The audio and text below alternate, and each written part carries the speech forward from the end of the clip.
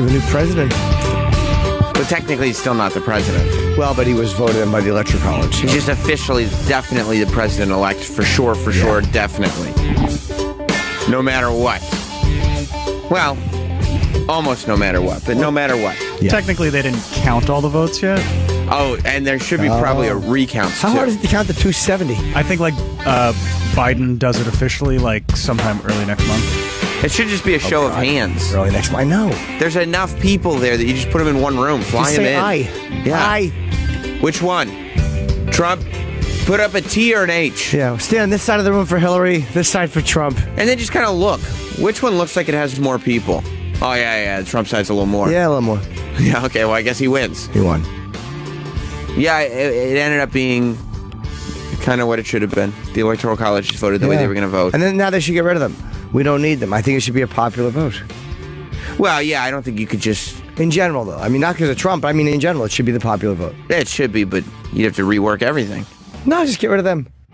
Just let them know they're relieved with their duties? Yeah, and then this way they're not campaigning for fucking a smattering of people in 4 swing states every year. Now they just have to go out and make the majority of people happy. Yeah, but all the states would get upset. You can't just fuck them. A guy can't just come and relieve the Electoral College of their duties. Like, hey guys, you're not good news. Like, you did great, but you're no longer required to be here. Your services are no longer deemed necessary. Well, hopefully, when the president is elected and the majority didn't elect him, whoever it is, they shouldn't be in office. I get the state. I know why they're there. I just don't like them. Yeah, I don't like the Electoral College. I don't think they have that much power. Yeah, they're staying. They're not going anywhere. They literally had the ability. They have the ability to overturn or to go with the will of the people. And we have a few hundred people that have that ability. We trust them. Who the fuck are they? We put them there. It's ridiculous. I don't want them there. You voted for them. The Electoral College people? Yeah. No, I didn't. Oh, well, you could have. No. Yeah. The Electoral College people get voted by us. I don't think they belong there. To be who gets to be, electors. But they're not. I mean, it's. There's a lot of things that shouldn't be the way it's done, but they're not going to change it now. It is what it is. They might. They've already. I mean, we already had an election years ago. Bush Gore wasn't a popular vote win, right? And they still just kind of left him because they were like, "Wow, it's really complicated to go and change the whole system." Yeah, but now that it's happened again, a second time in 20 years or 12 years, whatever it is, maybe they will. Plus, who's going to want to do that? It's probably easier to campaign state by state. You know what I mean? You don't have to worry about figuring out a campaign strategy. All these people that politicians hire to manage campaigns, they know how to run campaigns because they've been running them for so long. So they know, okay, we concentrate on this area, that area. There's places you can hit. You're not worrying about hitting this sort of broad message where everybody actually counts. They've got a nice system now where not everybody counts. Right, but whatever it is, it stinks. So which politician would be like, yeah, let's get rid of the Electoral College? There's a lot of people that would love to see them gone now. Probably the Democrats more than the Republicans, because this is the second time they haven't benefited from it. They have not, no. But there's a lot of Republicans that are like, no, we'll leave it. Yeah, there are. We'll leave it now. But, everything's fine. And maybe they're happy with it because maybe they're more likely to benefit with it because the middle America, the smaller states, more likely to go conservative. I don't know. There is a big part of it that if the Electoral College went away, all the smaller states would not count the way bigger states don't count now. What are they doing anyway? They're just making shit. What are you doing? Just around. Fucking just hanging on. Right. Buzz off. It's over, guys. It's over. We're a coastal nation. Deal with it. Yeah. Yeah, I would think that, I would imagine as we move towards the middle of the country. Are they spending as much in taxes? No. And they should have as many votes. So you think it should be whoever spends the most? So the rich should get... Not the rich, the majority of people. There's more people in California. You said if you're spending the most meaning taxes. As a state, there's states that are not spending as much in taxes because there's more people pay more taxes. The more people that are in a fucking state, the more taxes get paid. So if you have less people, you should have, less vote. Yeah, I know that people say, well, they get less electoral votes, but still. Yeah, they get less electoral votes. And, I mean... there is that they're spread out, but there's a lot of people. I guess if the whole country felt the way, I'm not even saying this to Trump. I just don't like the idea that the popular vote, whoever wins, should be the winner. But do you think that we should have state rights? Yeah. Should the states be separated at all? Because if you're going to take that away, I then think so. Sure. Why are the states? making any Because they're decisions. separate. I think they're separate things. They're separate things. Yeah, one just gives the states more power because they have a couple of electoral votes, but that doesn't take away from the states' rights. But once you start stripping away the electoral college, that's when it starts going like, okay, well then this will be a federal decision, and this will be a federal decision, and this will be a federal decision. Well, then they should avoid that. Yeah, I'm not saying everything should be a federal decision. I just think that you should have an electoral college. Let's go to, oh boy. No. See, this is what you've done. I don't care if people agree with me. It's just my opinion on it. Let's see what Kevin in Louisiana thinks. What's up, buddy? Hey, Jim, are you joking when you talk about the state that pays more taxes should have more rights, voting rights? Well, I don't mean more voting rights. The point I'm making is the argument with like the electoral college is that, well, California has so many more people. So Right, they got more people than like 10, in some cases 10 to 15 states combined. Well, I'm saying there's a lot more tax money coming out of there either, so I don't give a shit. Like one person, one vote is basically all I'm saying. Right. I can't. You can't ever get rid of the electoral college because then it's going to come down to California and New York, and Texas and Florida, and that's it. No other state's going to matter. All right, I'm sorry to hear that. Yeah. Here's what you guys aren't understanding. We live in New York. Yeah, I don't care. So it's not that big of a deal to us.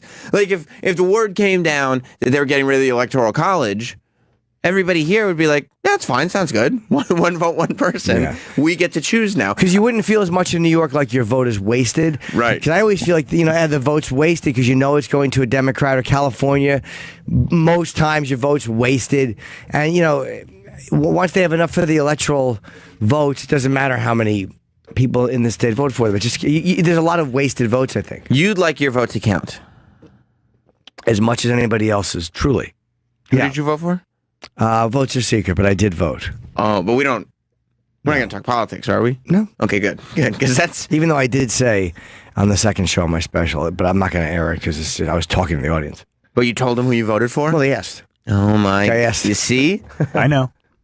You pay for a ticket to see Jim Norton, you might get some They were free. secret information. Oh, all you had to do was show up. All you do is show up. All you had to do was show up. But we're not going to talk about it on Got the a radio. little knowledge with an N. Knowledge with an N? Yeah, instead of K. John in Manhattan, what's going on? Hey, Sammy. Bobby Lee's New York friend. Hey, Jim, don't you think that superdelegates should fucking be the first goat fuck that we fix? Sure. As opposed to... Okay. And long live Bruce Reed. Bye. Yeah, I'd love to see that fixed. I hate the idea of all that. Superdelegates are the worst. They all suck. Superdelegates are what fucked over Bernie so bad. Yeah, well, no, the Democratic Party fucked Bernie over. But superdelegates, like, look, I understand that it's amazing that they can do all these things, these amazing tricks. They can fly and they can lift heavy things. I don't know if you've done all the research on this. I You fucking may be hate assuming. them. Superdelegates, what a bunch of dopes we are. You may be assuming certain things. People were, though. They were protesting that they were mad. But the Electoral College was still representing, because since it goes state by state, it's like technically they won the state, but then when you add the states together is where the popular vote doesn't even out. Yeah. Doesn't matter. I'm bored. Care about politics.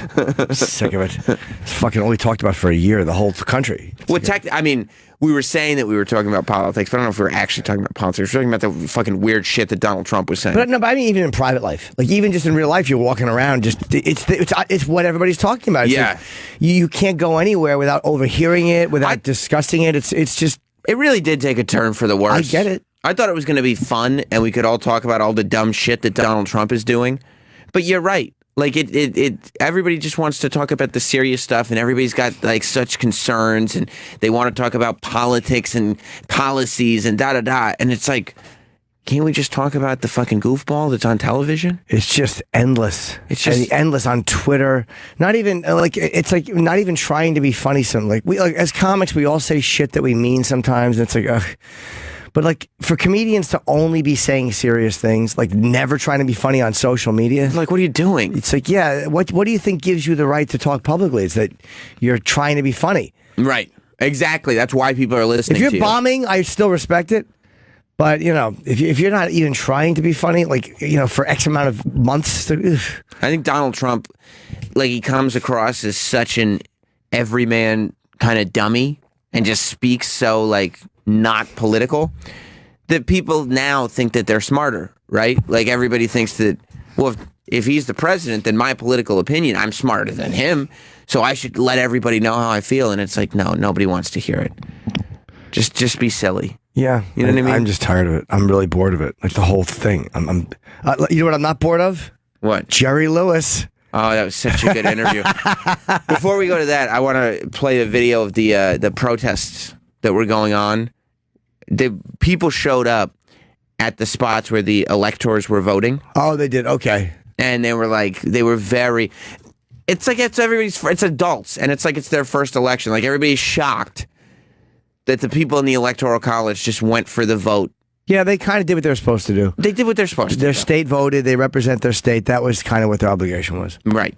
They made the right move. Yeah, listen to this lady.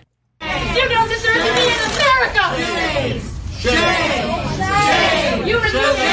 This is my America! This is my America! Is this not the most obnoxious woman? This is my America! The worst is trying to get a fucking chant started that didn't happen. Do you hear? But there's like 7 people in there just going, shame, shame, shame. On her or the electors? On the electors, I think. Yeah. The Electoral College, you could say, stinks, as I just did, but they did do the right thing by doing not their job. imposing their will. Yeah. That is their job. Yeah. I mean, you could be upset about it. My America! But whether you like it or not, Dumbbell, that is a part of your America. That's part of the process. Right. They're actually serving your America. This is how we built this thing. They are doing what they were supposed to do. I don't like that they exist, but they did do what they were supposed to do and vote for the guy that the state voted for. But my America is now like my America. Exactly. Shut up. It's supposed to look exactly the way she painted it. Because it's like, it's her feelings. It's how she feels. Let's go back to that. We weren't done with that. We only watched like half of it. She's hair like Dimitri Martin. I love her. This is my America! You have sold us out! Listen to your heart! Listen to the facts! Listen to all I didn't get my way. That's it. I didn't get my way. I didn't get my way. Shut up. You sold us out by casting your vote for the person who got the most votes. In the state. Yeah. Yes. Yeah. Listen to your heart. Like, do they understand? You don't listen to your heart. That's not how you vote. No. I mean, as far as if you're an elector, you know I don't like them. Right. They did do the right thing yesterday. And technically, yes, I understand that the electors are put there so that they can vote against the vote if they have to. That's great in the 1800s where people Exactly. didn't know shit. Yeah, good luck. You know, fucking Thomas Jefferson. No one tweeted about him. He's fucking the black girls. What? And when did it become okay, like for an adult person, to sit there and chant shame at somebody? Were they yelling shame at the people? Oh, they were the electors. Of course, I don't know. I've done it in the mirror a lot. Shame. Oh, Shame. Dirty boy. Would you take that seriously? No. If a small group of grown-ups were chanting the word shame at you, like, what are you guys doing? It's not Game of Thrones. Oh, God, was that hot? Spitting on her with a fucking juicy ass showing. Would you fuck Lena Headley? Is that her name? I don't know if that's her name or not. Lena Headley? I don't know if it's her name. I love her. You do? Oh, Queen Cersei? Yeah. She's probably my favorite person in the entire series. That's her name. Lena Headey. Heady, sorry. I always say Heady. Oh, she awesome. Would you want her to be in costume? Did you want to fuck the character or the actress? Look at without it. No, I've never seen her nipples my before. God. No, I like her out of costume. I'd like her to talk like that. How does she talk? Just British and like a queen. Yeah. She doesn't fucking play games. Does she talk down to you? Like I'm garbage. Like I'm a fucking peasant. Man, oh man. Yeah, she's awesome. You like her, Travis? Yeah, of course. Who doesn't? Okay. Let's go to... I hated the way they ended that fucking thing. That explosion was so cheesy. You didn't like it? That stunk. I thought it was very poor writing. Go ahead. Was it the season finale? No, I'm not saying it was just an explosion that I thought was very poorly written. There's certain things that they do in shows. Before you go to this, Stephen King, Misery was such a brilliant book because he was talking about what the girl didn't like about the novel. Right. Which was that she felt like Stephen King talked about when they cheat. Like when you're watching an episode of something and the guy goes off the cliff in the car But then in the follow-up episode, they show you how he lives because he jumps out of the car right before the car goes off. But he goes, no, they didn't show you that the week before. They cheated. Like the show cheated. And in a way, they did cheat. And he was a genius to understand that as well as he did to describe it. That's what sometimes the shows will do, and then they take a shortcut to get rid of a bunch of characters. They cheat. Like when like when The Walking Dead had Glenn get covered by zombies, and you were like, "Oh, he's dead," and then he rolls under the dumpster, and you're like, "Oh, he had rolled under the dumpster." He didn't roll under the dumpster, though. They showed you too much of that for him to roll under the dumpster. Yeah. That's it to a lesser extent, or actually, it's a good example. Yeah. They cheated. So I hate when shows do that. Did Game of Thrones cheat? I wouldn't say that blatantly. I just didn't like the writing. I felt like it was like in cheating in another way, and with one thing. But the writing is normally so amazing. Like, you give him one. Yeah. I mean, give him a mulligan. Every show will do that, sure. Let's go to Alex in New York. Oh, Alex. Hey, Jimmy, Danny. Hey, what's up, buddy? As much as I don't like the fact that Trump won the presidency, I'm kind of a classical liberal. I can acknowledge that the Electoral College is kind of important. Like, if we didn't have it, we'd essentially be, because the population right now is 42% conservative and 48% liberal. And if we just got rid of the Electoral College and the population, kind of stayed like that, we would end up with, like, liberal fascism. And then you get, like, Marxists and these fucking social justice warrior leftists calling the shots on everything.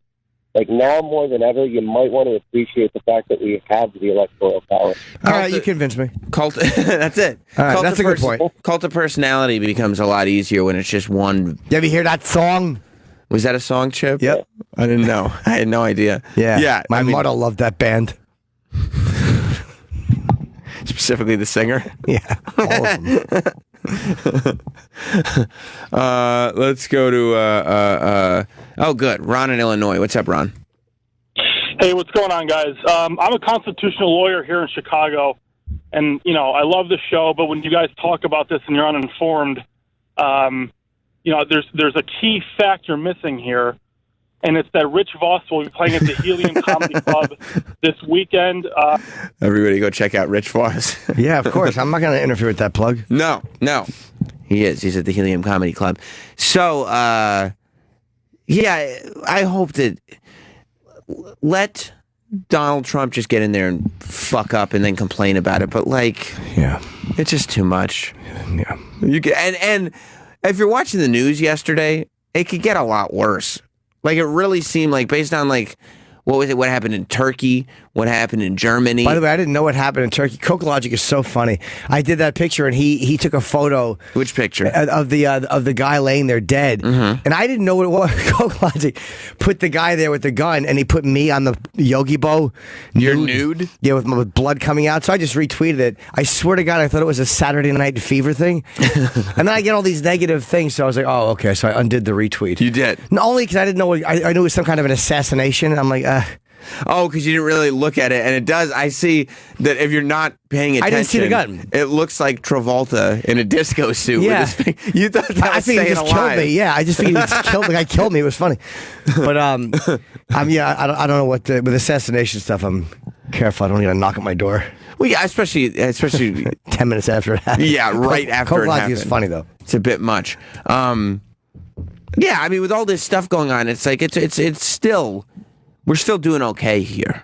Yeah, fine. You know what I mean? Did you see, by the way, right before we got on the air, so in Berlin, a truck ran into a load of people. Yeah. And they just, this morning, they're announcing that the guy that they got yesterday who did it, they got the wrong guy. Oh, okay. They got the wrong guy, which is only, can you imagine being the guy who did this and then watching the news and hearing like, yep, we caught him. And the guy who actually did it is just sitting there like, all right, well, I guess I'll just go over here. I mean, that's got to be the most like relieving feeling of all time. Well, yeah, but maybe you want the message out there. Then again, you would have put the message. Was he? I wonder if he's Islamic or if he's just some nut. It might not be Islamic. It might just be a nut, or it might be Islamic. He's probably or both. Good timing. Yeah. Trump has already said he thinks he's Islamic. Yeah, which isn't exactly a stretch. I don't think he said he thinks. It's not a stretch, but he should probably wait. On that one, you have to wait. And that's not being PC. He kind of put it as fact. You do kind of want to wait, though, until it happens, you know. Nah, just say what you think.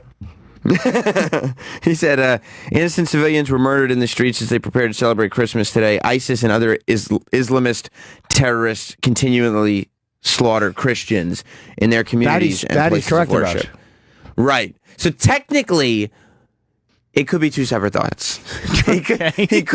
I believe all he's saying is we are thinking about all the people that lost loved ones there in Berlin. Also, on another note, have you noticed that ISIS and other Islamist terrorists continually slaughter Christians? You think it's just a run-on sentence? It's two sentences. Continuous thought? It's two sentences. Oh, I see. And that period leaves me... There is not a paragraph break, which is a little odd, and maybe there should be, but I think it might be just two unrelated thoughts. And he just wanted to combine them into one tweet. Well, he writes his tweets like Larry King writes his column, you know, where every sentence is just about something else. Like, I was thinking this, I was thinking that. That's all. That's all. I'm sure Donald isn't jumping the gun on this. He's not. That's not him. Donald doesn't have all the facts. He's not going to go out there and just spout off at the mouth, especially on something as public as Twitter. No. He misspelled unprecedented the other day. He might have been talk texting. When he wrote unprecedented? Then wouldn't... Yes, I know. It's like, well, that's how president's spelled, so... Yeah. He did it at like 5 o'clock in the morning. So the fact that he's up at 5 a.m. and misspelling things is like, wait, this really is just him. He should have somebody just spell check his stuff. It's embarrassing. He should have somebody do it for him at this point. He doesn't need to be handling his own Twitter account anymore. Like, he's better off. Put DT the way Obama would put BO whenever he wrote something. That's all. And Hillary would put dash HC or whatever. Yeah, whatever. Yeah. Huge what? Oh. I'm sure he's fighting to keep his own handle. Oh, yeah. He's probably fighting that harder than he is most of the other stuff. Oh, yeah. You know what I mean? They're like, well, you have to do this, we have to do that. Well, I'm not giving up my Twitter account. They're like, what? President-elect Trump, you can't even use your phone. You can't, we're going to replace your phone. He's like, no, I like my phone. I like this the way it is. Oh, it's going to be rough for him. Good. It's so funny. It's so funny. So you saw this Jerry Lewis interview? It's fascinating. Isn't it great? What happened to this guy? I don't know, Joe. I met him once. Was he nice? Actually, I met him a couple times. He was actually nice to me both times. Was he? Yeah. I was asking that sarcastically. He was nice to me twice. Wow. I've never heard of him being nice. You know who's the only person I've ever heard of him being nice to? He was nice to Maria Menounos when she interviewed him, and I think we all know why he was nice to Maria Menounos. Same reason all of us are nice to Maria Menounos, because we like Kevin. That's right. No, Jerry Lewis, I met him at a roast once. I wasn't on the roast. I took a picture. He took a very affectionate picture with me. And then I did a roast that he was on, and he was nice, and I said goodbye to him, and he was very friendly. Does he like fellow comics? I think that might have been it. He knew I was a stand-up, and I took a couple of photos with him. He was fine with it. He was like, yeah. No, he wasn't a dick at all. But again, I've heard enough interviews with this, or about interviews, where he's just not nice to people. Yeah. And it's like, dude, there's no reason, unless this guy was being a total twat, there's no reason to be this shitty to an interviewer. I think, and unless he was totally joking and trolling him the whole time, I don't believe he was. I think, and Travis and I were talking about this before, and it kind of put the idea in my head. I think that he views himself as so good that he holds other people to that standard. So if somebody approaches him, like an interviewer approaches him, like this interviewer was not a great interviewer. But he didn't do anything to deserve the rudeness. No, he was just not good at it. Have you ever thought of retiring? Is an answer of why? It's not the answer to that question. Well, from what I read, he was annoyed before any of this even of course he was, yes. He didn't want to do this. Yes. He was complaining about all the people in his house. He was on like a 2-day break from his tour. So he went into it not wanting to do it. Yeah, that's probably what it was. He didn't want to do the interview, and one thing you got to love is he's beyond giving a fuck if people are happy with his interview. Yeah, no, he doesn't care. He's an incredible legend. So who invited them in? Probably his people. Yeah, I mean, it's Hollywood Reporter. They're doing this, like, they interviewed 10 people, 10 entertainers over 90.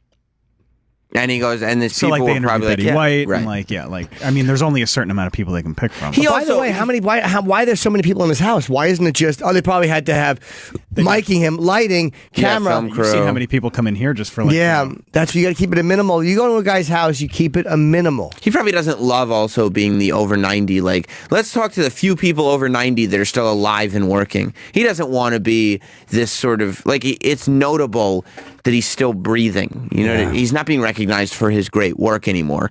He's being recognized because somehow he's not buried in the ground. So he can't like that.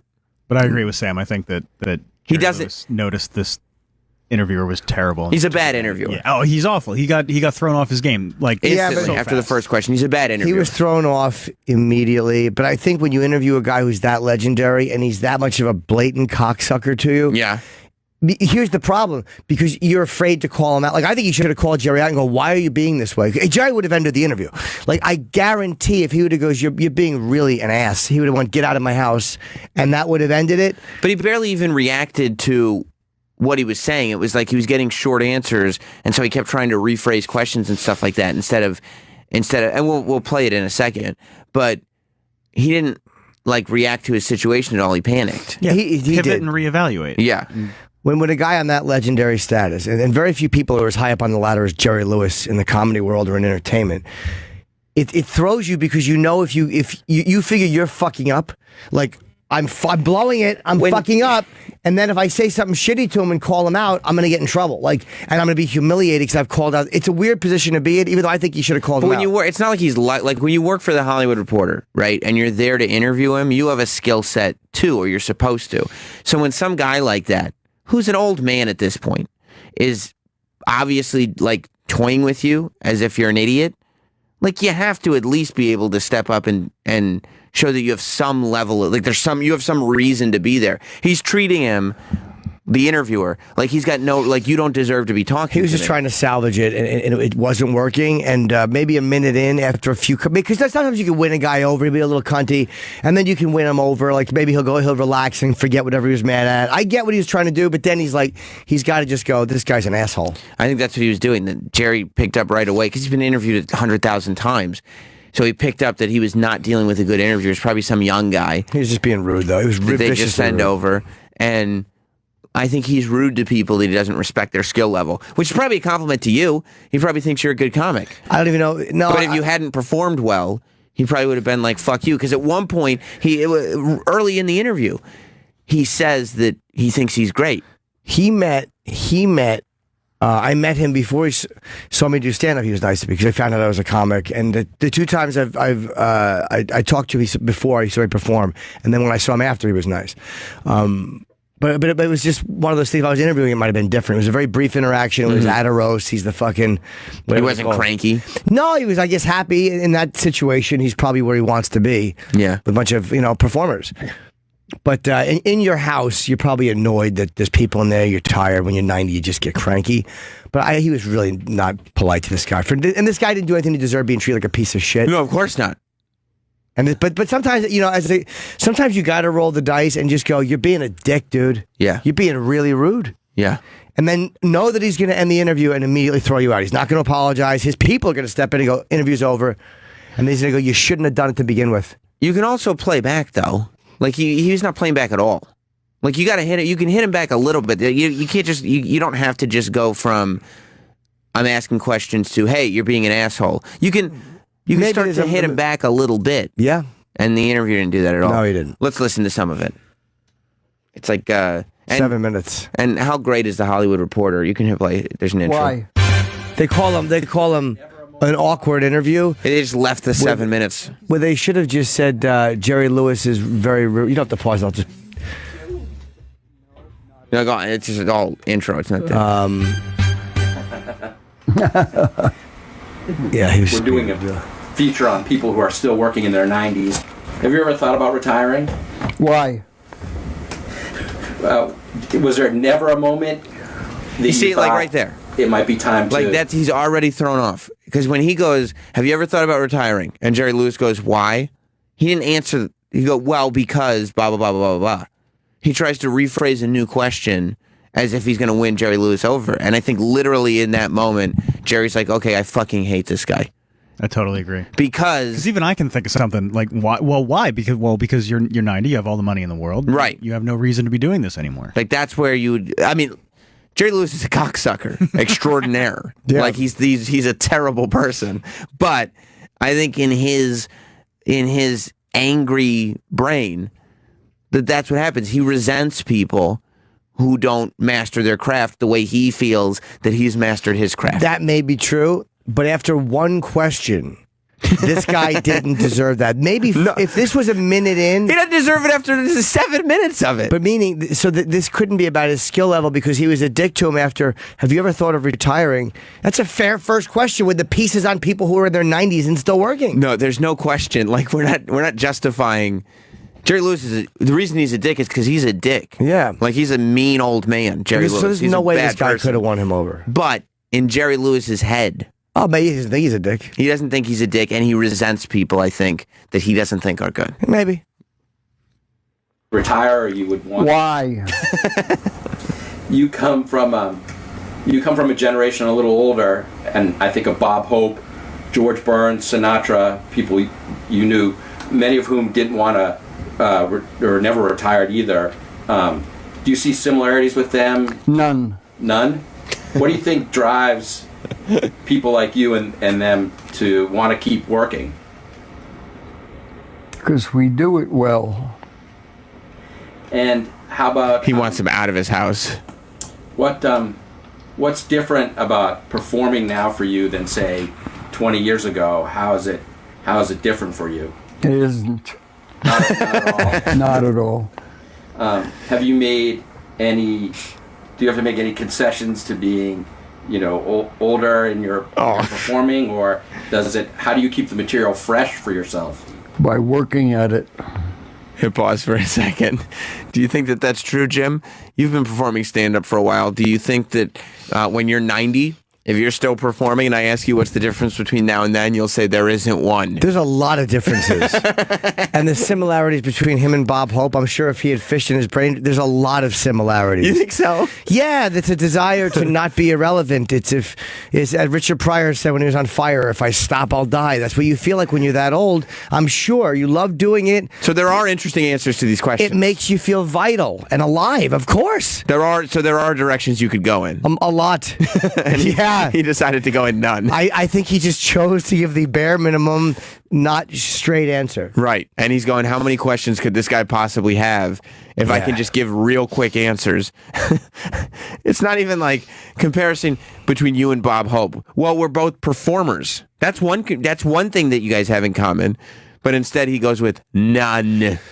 Yeah, he's like Rickles never would have done. Jerry Lewis to me was never nearly as funny as a lot of those guys. I understand his legendary status. Mm-hmm. He never made me laugh. I mean, Rickles to me is hilarious and nice. Right. Don Rickles wouldn't talk to you this way. Which is hilarious based on how, like, Don Rickles has made his money and Jerry Lewis has made his money. You'd think it'd be the opposite way around. One has been very goofy and was seen as a sidekick to Dean Martin. And again, in King of Comedy, which is probably a very true depiction of Jerry Lewis. Yeah. He was hilarious. I mean, he's a funny dude. He's not he's comedically, he's very talented, but fucking Rickles... funnier for decades and would never do this to you. No. Never. Even if he was cranky, he might make fun of you, but he would never be this much of a cocksucker. Bust balls and snap them out. What's amazing is when you watch stuff like this, there's always the moment where it starts out bad, and if a guy's being a cocksucker, he kind of comes to that realization and he kind of gets better as it goes. Like, okay, let me stop being an asshole. That just never occurs to Jerry. I wonder what he would have said if he goes, have you ever thought of retiring? And if you just said, why? Because you're old. Like, look at you. Yeah, look at you. You're old. I don't know, geriatric. It probably would have gotten a 0. Jeff Ross probably could have got... See, like, he probably would have enjoyed Jeff. Like, Jeff Ross has a way with these older guys. They really love Jeff. Yeah. Like... he probably could have salvaged this into something funny by making fun of him. Yeah, but Jeff is also like the king of coming up with a one-liner in any situation that people are going to find funny. Yeah. The guy who interviews people for Hollywood Reporter doesn't exactly have that skill set. Yeah. He's not even a conversationalist. They did, by the way, interview Don Rickles for this. And I bet he was much different. Yeah. Is there a video of 7 minutes of the most awkward interview ever with Don Rickles? No. Just a... Here's our Hollywood Reporter just an interview. You know, Don Rickles, reflecting on his time. tore him apart, and Did he make fun of him? Yeah. Of course he did. Yeah. But he did it in the Don Rickles way. Yeah. Yeah. He didn't do it in a way of like, what the fuck are you doing in my house? No, not at all. You don't even deserve to be talking to me. I told you when I saw him in Montreal, he remembered me from the Tonight Show because he had watched me do it. He was on. I did a piece for a street piece, and then he's like.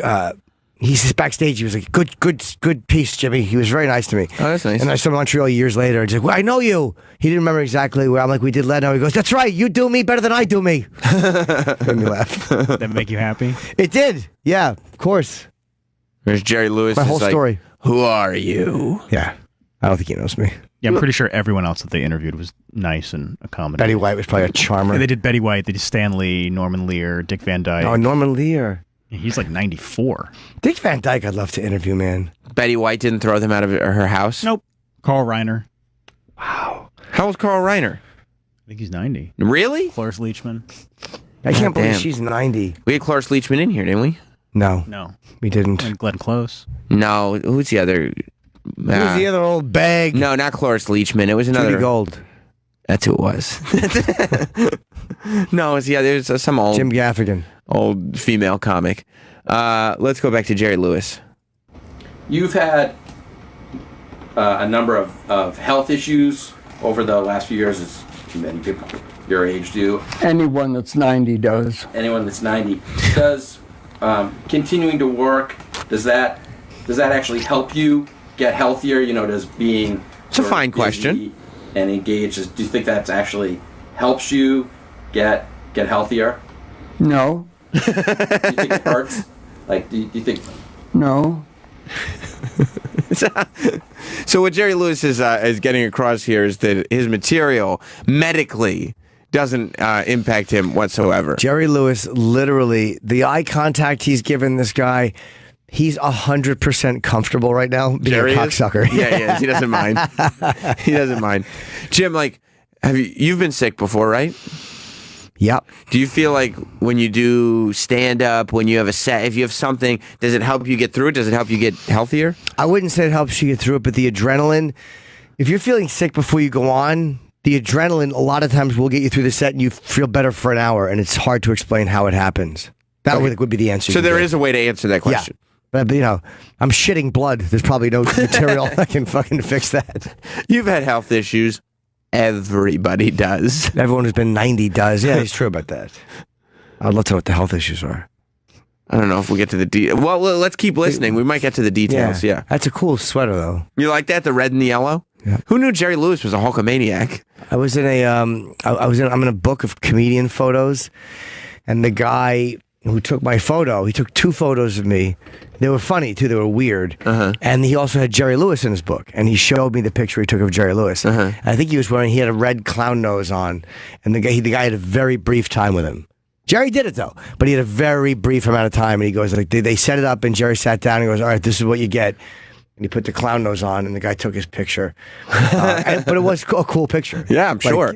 We just tweeted out the interview, by the way. If you want to watch some of this, it's at Jim and Sam Show on Twitter. Red and yellow, good colors for an older man. Jerry Lewis is sitting there in what looks to be his office, and he's got a red sweater with a yellow polo under it. Word him up, Doc. And he's just sitting there giving the fucking Hollywood Reporter a very difficult time. Am I the only one that thinks this is an orange sweater? You might be right. This is like the new, is it blue? Is it gold? I just nothing can't like tell. red to me. It's orange. Is Yeah, it it's orange? orange. Oh, okay. Looks red to me. Aren't you glad I guessed wrong? All right, let's go back to the thing. Yeah, you're right. It's orange. It's hard to say orange or red. No, it's not.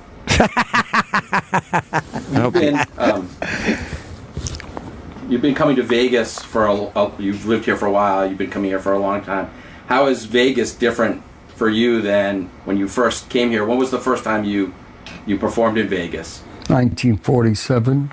Can you tell me what Vegas was like when you first showed up? It's not. It's the same. It's the same. Exactly the same. They made an entire movie called Casino. It's much different. About how much Vegas changed over the years. Yeah. It was mafia run. Buildings were all different. Yeah. Lots of buildings since 1947 It's have been corporate demolished. now, and the mob ran it back then. Yeah. Much different. No. Jim, I hate to correct you. You know I don't like to do that. But I heard from Jerry Lewis, who's a bit of an expert. Vegas is exactly the same as it was in 1947. Well, the one little jab the guy does throw is coming up. It's not even a good one, but he does give him a little bit of a shitty response. All right, let's see. Like, what is it about Vegas that you like, or what is it about, like, how would you describe the place? Like, when you show up in Just staring at 1947, him. what was it? Dry mouth. It wasn't a little bit of a dusty cow town. It was. What was it like? A dusty cow town. And do you still think of it as a sort of dusty cow town? No. And how about? So I guess it's not the same. Right, that was the only little jab. That's the only little jab. Oh, when he said, "Do you still think of it as a dusty cow town?" Like it's the only shot he's had at calling him an asshole, right there. Yeah, he could have at least said. You just said so. Well, then I guess it's not the same, is it? And Jerry would have been like, "No, I guess not." Right. That's all he would have said. He would have. But at least you would have gotten that in. Like, he didn't really get that one in. No, he didn't. Dusty cow town. So, what'd you think of it? It's like a dusty cow town? Yep, it was a dusty cow town. He's just sitting there. He goes, "What did you like about Vegas?" And there's this pause. Peccas. And Jerry Lewis, that's probably what he's thinking. Is just staring. He's staring peccas at him. Not daggers. I made fun of his sweater. Jerry Lewis's sweater? Hey, it's orange and yellow. What are you, the fucking one of the McDonaldland characters or something? McDonald's is red. Hey, you're acting like a nutty professor. McDonald's. 90, what did you just go make poop in your socks or something? In your socks? Crush that cocksucker. Yeah, well, if only the interviewer had the wit that one Chip Chipperson does. Poor guy. Maybe we'd be able to get there. Oh, yeah. it's not even halfway over. No, it's not. No. I He did doesn't love quit. this. Oh. I'll tell you, the interviewer has no quit in him. He's getting his questions out there. Dude, it's hard when a guy on this legendary status is being a total cunt. I gotta He probably thought that he was going to have a 30-minute chat. Yeah. Yeah, all these questions, that's at least 30 to 60 minutes. I'm not even going to be able to get through all these questions. I would love it if Jerry Lewis came in here and that's the version we got. I would absolutely. Buzz Aldrin, it's funny. Buzz Aldrin was kind of crappy and a little snippy, but he did answer questions. He got a little snippy, but Buzz Aldrin, I would be very, very hard to be rude to because he's contributed. He's one of the few people that he's such a contributor to our species. Because he went to space? I fuck him. I'll have to take that one. Right. I got to take it if he's rude. Maybe I would call him out in some way, but I would never be rude to him. I just couldn't be. But, Jerry Lewis is a different story. You don't mind being rude to Jerry? I would never want to be rude to Jerry Lewis. But if he were rude to you? Yeah. If he were this level rude to you? Without 100% rude, yes. I would really enjoy that confrontation. Yeah, but I wouldn't. It wouldn't feel good. It wouldn't feel good. For me, it would. Yeah, I know, but as a comic, it's not a big, tough target to fucking argue with a 90-year-old. But if he's being a dick. Yeah, what if the 90-year-old is looking at you like a cocksucker, Yeah. Buzz Aldrin's different. Guy fucking, Went to the moon? Yeah. You should say fake that, though. Oh, that's true. I mean, I don't think it's that big of a deal. He's just an actor. He's just a guy. It's on a soundstage. But you know what for a I mean? while. There's certain people in life that you might tolerate that from. Like, this guy's literally going to have to spit on me for me to be really nasty to him. But Jerry Lewis doesn't qualify at that level. Yeah, I guess. I mean, I'm sure. He's not Buzz Aldrin. Yeah. I wouldn't. I don't have that kind of reverence for Buzz Aldrin. If he were being rude to me, I'd probably have to be rude back. I don't really care that he went to space. Doesn't mean you can be rude to me. That's not nice. It doesn't mean, you're right, it doesn't. But I mean, there's certain times where you're like, yeah. No, I'm sure that there are people. Everybody's got their people. I'm sure if Vince McMahon came in here and was acting like a piece of shit to me, I'd be like, yeah, you're probably right to do that, Vince. You're right over that. But you know what I'm saying? Like, yeah. for me, but it's just simply a contribution level. Yeah. I just couldn't. What if an ex-president was doing it? What if George H.W. Bush was treating you like a piece of garbage? It'd be easier for me to be responsive, to respond appropriately to an ex-president than it would Buzz Aldrin. Really? Yeah, because he's contributed to human history in a weird level. He's the I fucking guess, but so is the president. literally 5,000 years from now. When they say the first man in space, it'll be Neil and Buzz. Like his picture, that picture will still be talked about 5,000 years from now. What if Richard Branson flies the first commercial thing into space? It's a little different. You think so? Yeah, although I like Virgin. If you would upgrade me to first, I'd be very polite. He still has the purple lights inside the spaceship, right? That is true. Yeah. And again, if Buzz was a total cunt, maybe I'd be, who knows. But I'm just saying, the time he was in there, I didn't want to be mean back to him. It's tough, though. I mean, Buzz was... Old guys are different, man. They are different, but Buzz was like...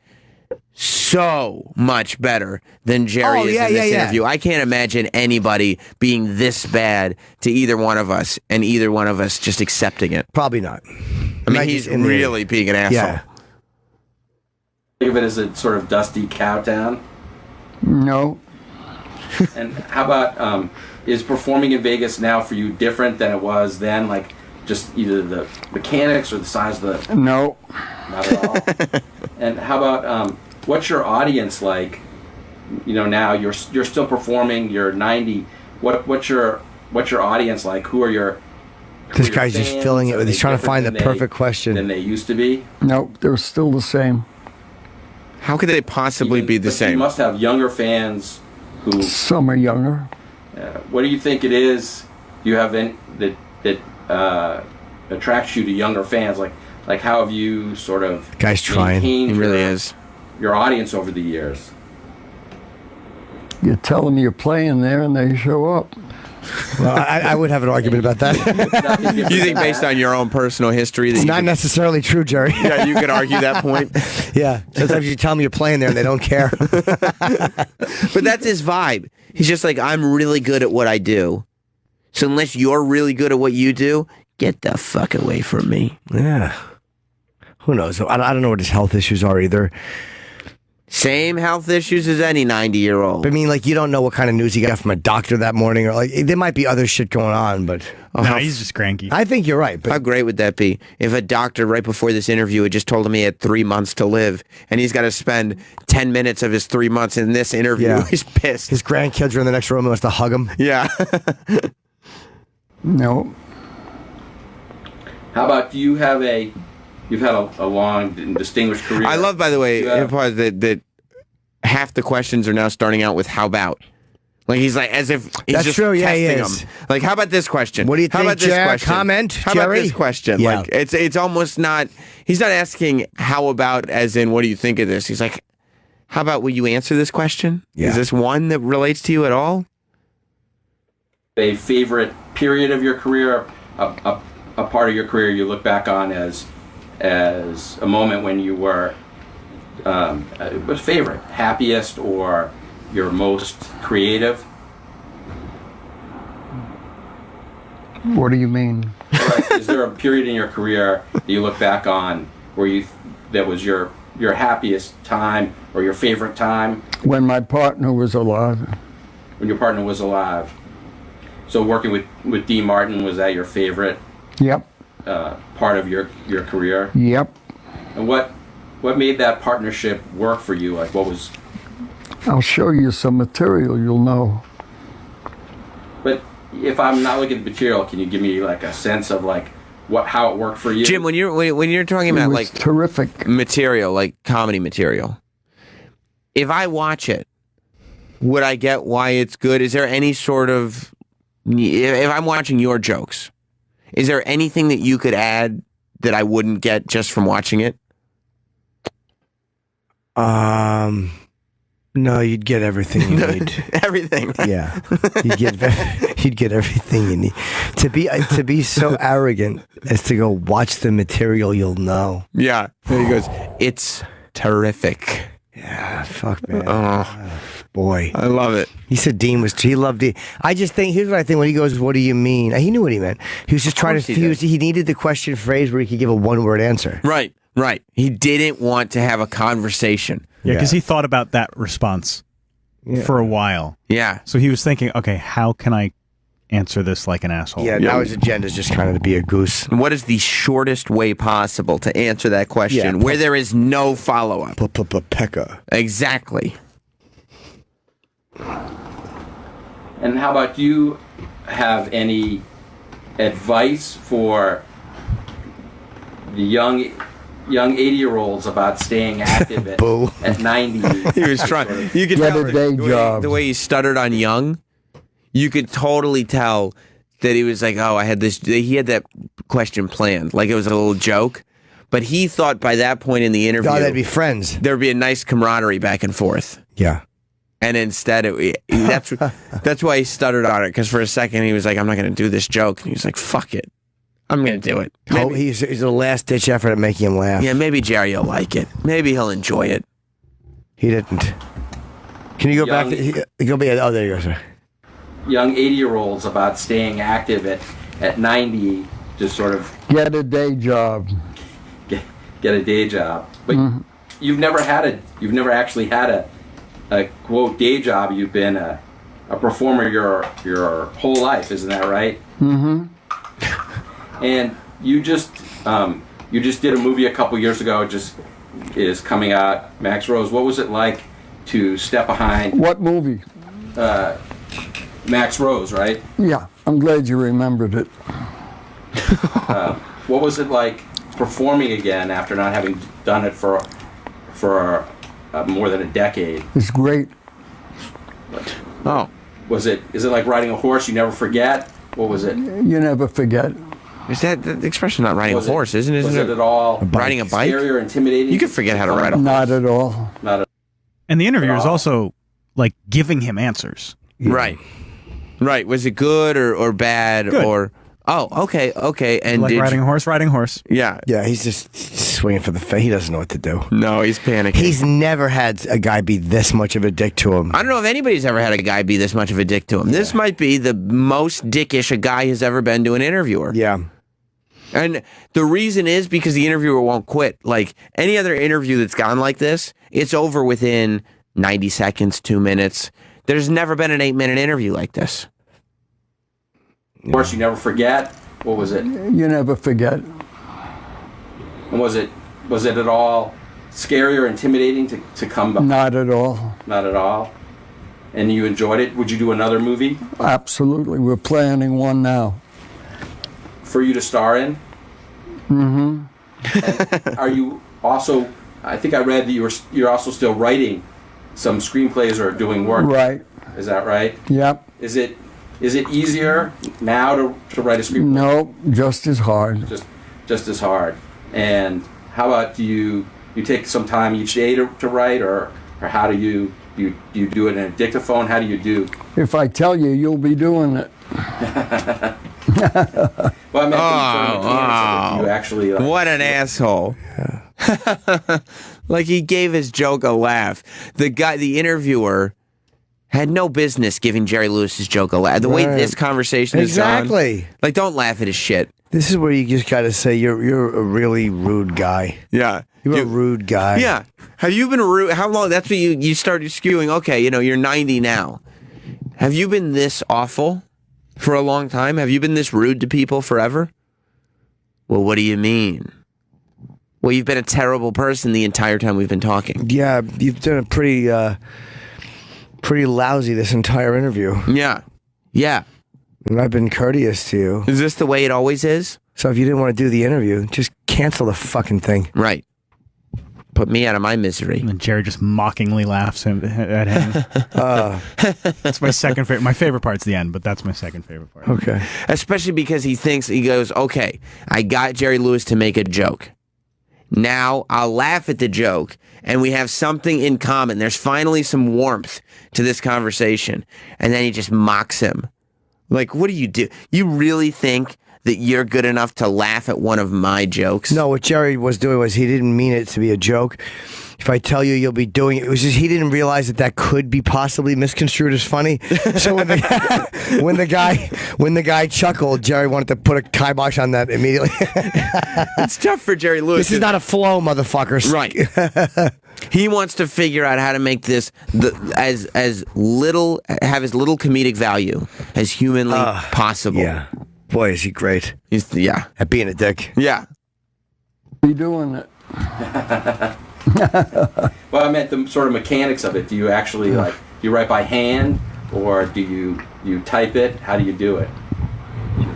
You type it on the computer. Mm-hmm. And So what are you're on tour now. What else do you have planned for this year, 90th year? Mm-hmm. Or do you have anything else lined? The question was, what do you have planned? And his answer was, The question was, what do you have planned for your 90th year? He goes, Nothing we want to talk about. Nothing we want to talk about. Oh, Jerry. Yeah. You're on tour now. What else do you have planned for this year, 90th year? Mm-hmm. Do you have anything else lined? Yeah, but nothing we want to talk about. And so you've worked with a lot of people over the years. What do you have a favorite story about, like Dean or Frank Sinatra or somebody that you worked with? You're not going to get a story, over dude. the years that you like to share? No. None at all. None. How about, do you have an unfavorite story you'd like? Nope. Not for this. So I guess we're finished. Sure. Anything else you want to? No. So we're finished. Sure. Thank you. I wonder who's saying we're finished. Was that the Hollywood Reporter? People going, fuck this All guy? right, Or clean his- it Hang on. That's out of here. sorry. What did he say? Go back. Sure. Thank you. Huh? All right, clean it out of here. He doesn't want them there. Get the fuck out. Clean it out of here. Get out. I thought he was going to say clean up the interview, but he doesn't care. No. He doesn't care what you do with the interview. Just get out of my house. Just leave me alone. Do you have any stories? No. Any unfavorite stories? No, not for this, he said. Not for this. Who ended? I want to know who ended it. I wonder if that was the Hollywood Reporter or Jerry's people. I would imagine it was the Hollywood Reporter. I think it was the guy's editor being like, dude, you can get out of here. Like, enough of this dick. Let's cut this. Yeah, we're done. He should have been. But at that point, after 7 minutes. Yeah. Andy wrote that Jerry hated his photo shoot. The photographers, the crew personnel, and basically everything that happened before the interview portion never got started. What are you people doing? He asked. And that's where it started.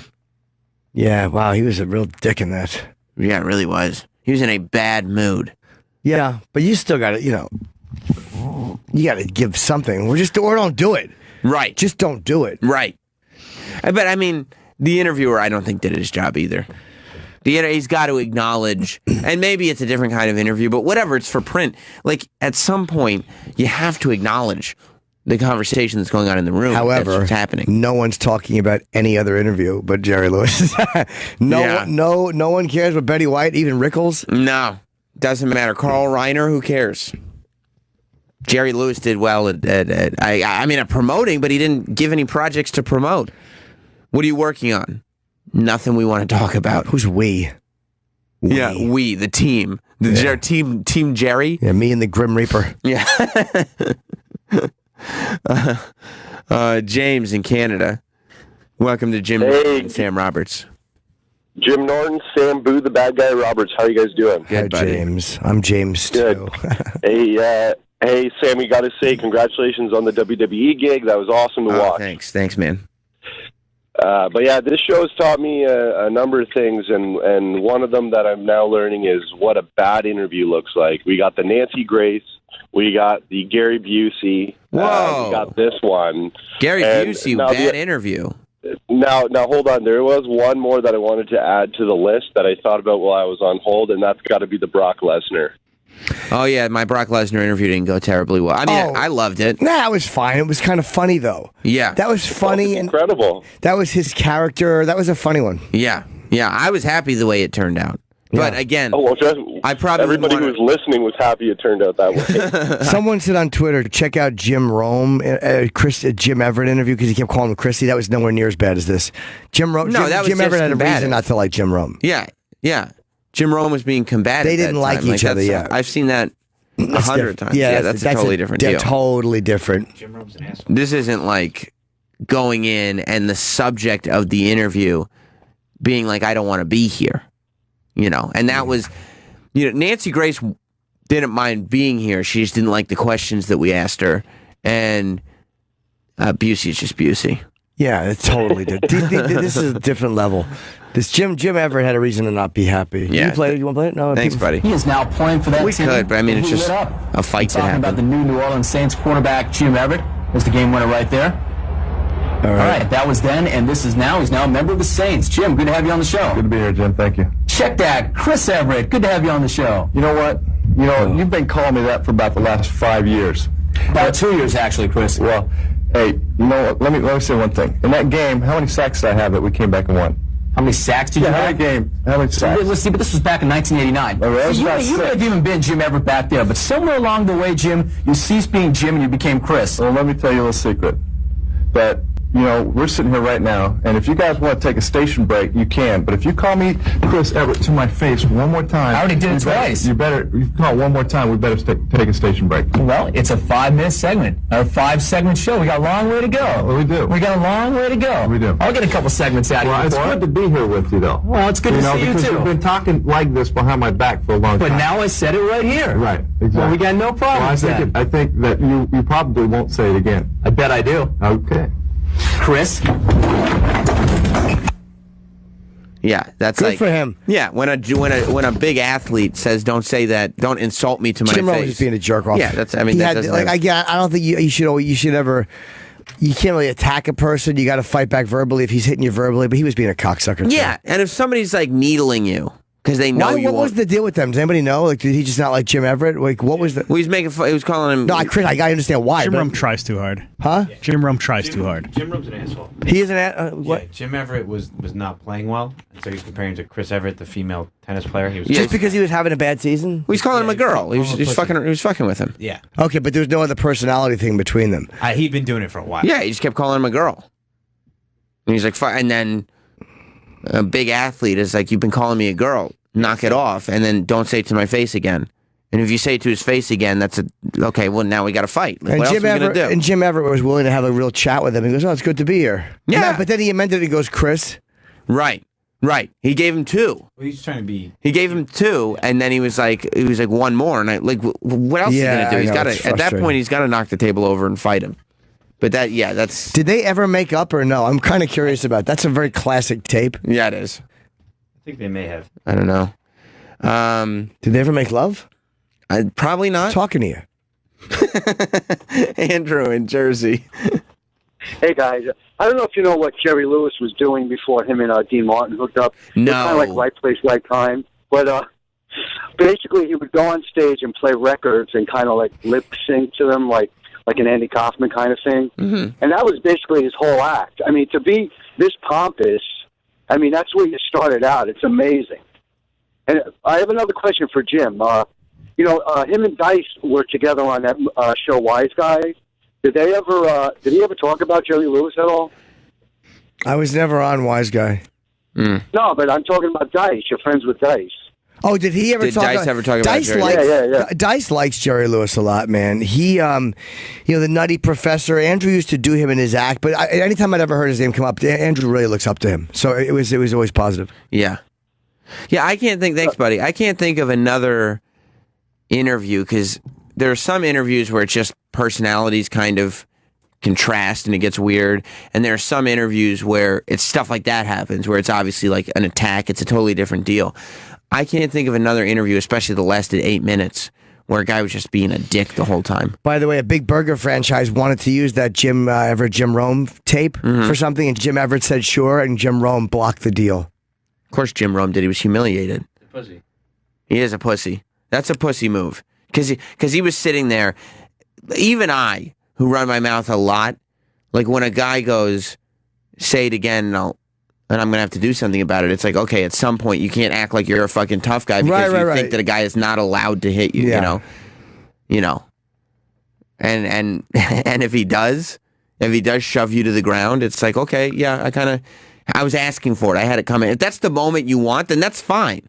But then kind of own that. Don't be like, oh, I can't believe you did that, Stupid.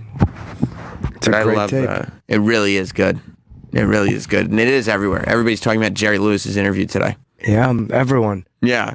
I don't even know why. Like, I wouldn't want my name on it, but at the beginning of the video, it has the name of the interviewer. Who is that? Andy Martin. Andy Martin, I guess is his name, whatever, whoever was doing it. I probably would not prefer to have my name associated with it. Word. If I was interviewing off camera, I don't need that. It is also like, it's supposed to be a print interview, right? Pretty much. Yeah, it's print and then there's video for each person. But they're not going to, for each person, they're not airing the entire interview. No, like Don Rickles is like 2 minutes. Sound bites and blah, blah, blah. Yeah. So it's him being fun. Yeah, you hockey puck. Being Rickles. Andy Lewis. That's fine. Doesn't matter. What's the spoiled brat screaming at her grandmother? I want to eat in a second. I'm very hungry. I get antsy at this motherfucking hour. It's okay. You can't really hear it. The audio's not that good. No, but it was just some chick online for an iPhone with her grandfather, and they are about to miss their appointment, and she can barely contain herself. She starts cursing at him. But I mean, we can play it if you want, but the audio's only okay. You can't really hear it. It's always a commercial. Boy, they sure do love selling a product, don't they? Let's go to Ed and Charlotte. Oh, go ahead. Yeah, no, it's fine. Just some. Standing here, you absolutely like what? No, now we're not gonna fucking be here for like 20 minutes. You're standing here doing absolutely nothing when we're supposed to be at our fucking appointment. Oh, you're having an appointment? Yeah, we're supposed to be there. I don't want it. I've been starving all fucking day.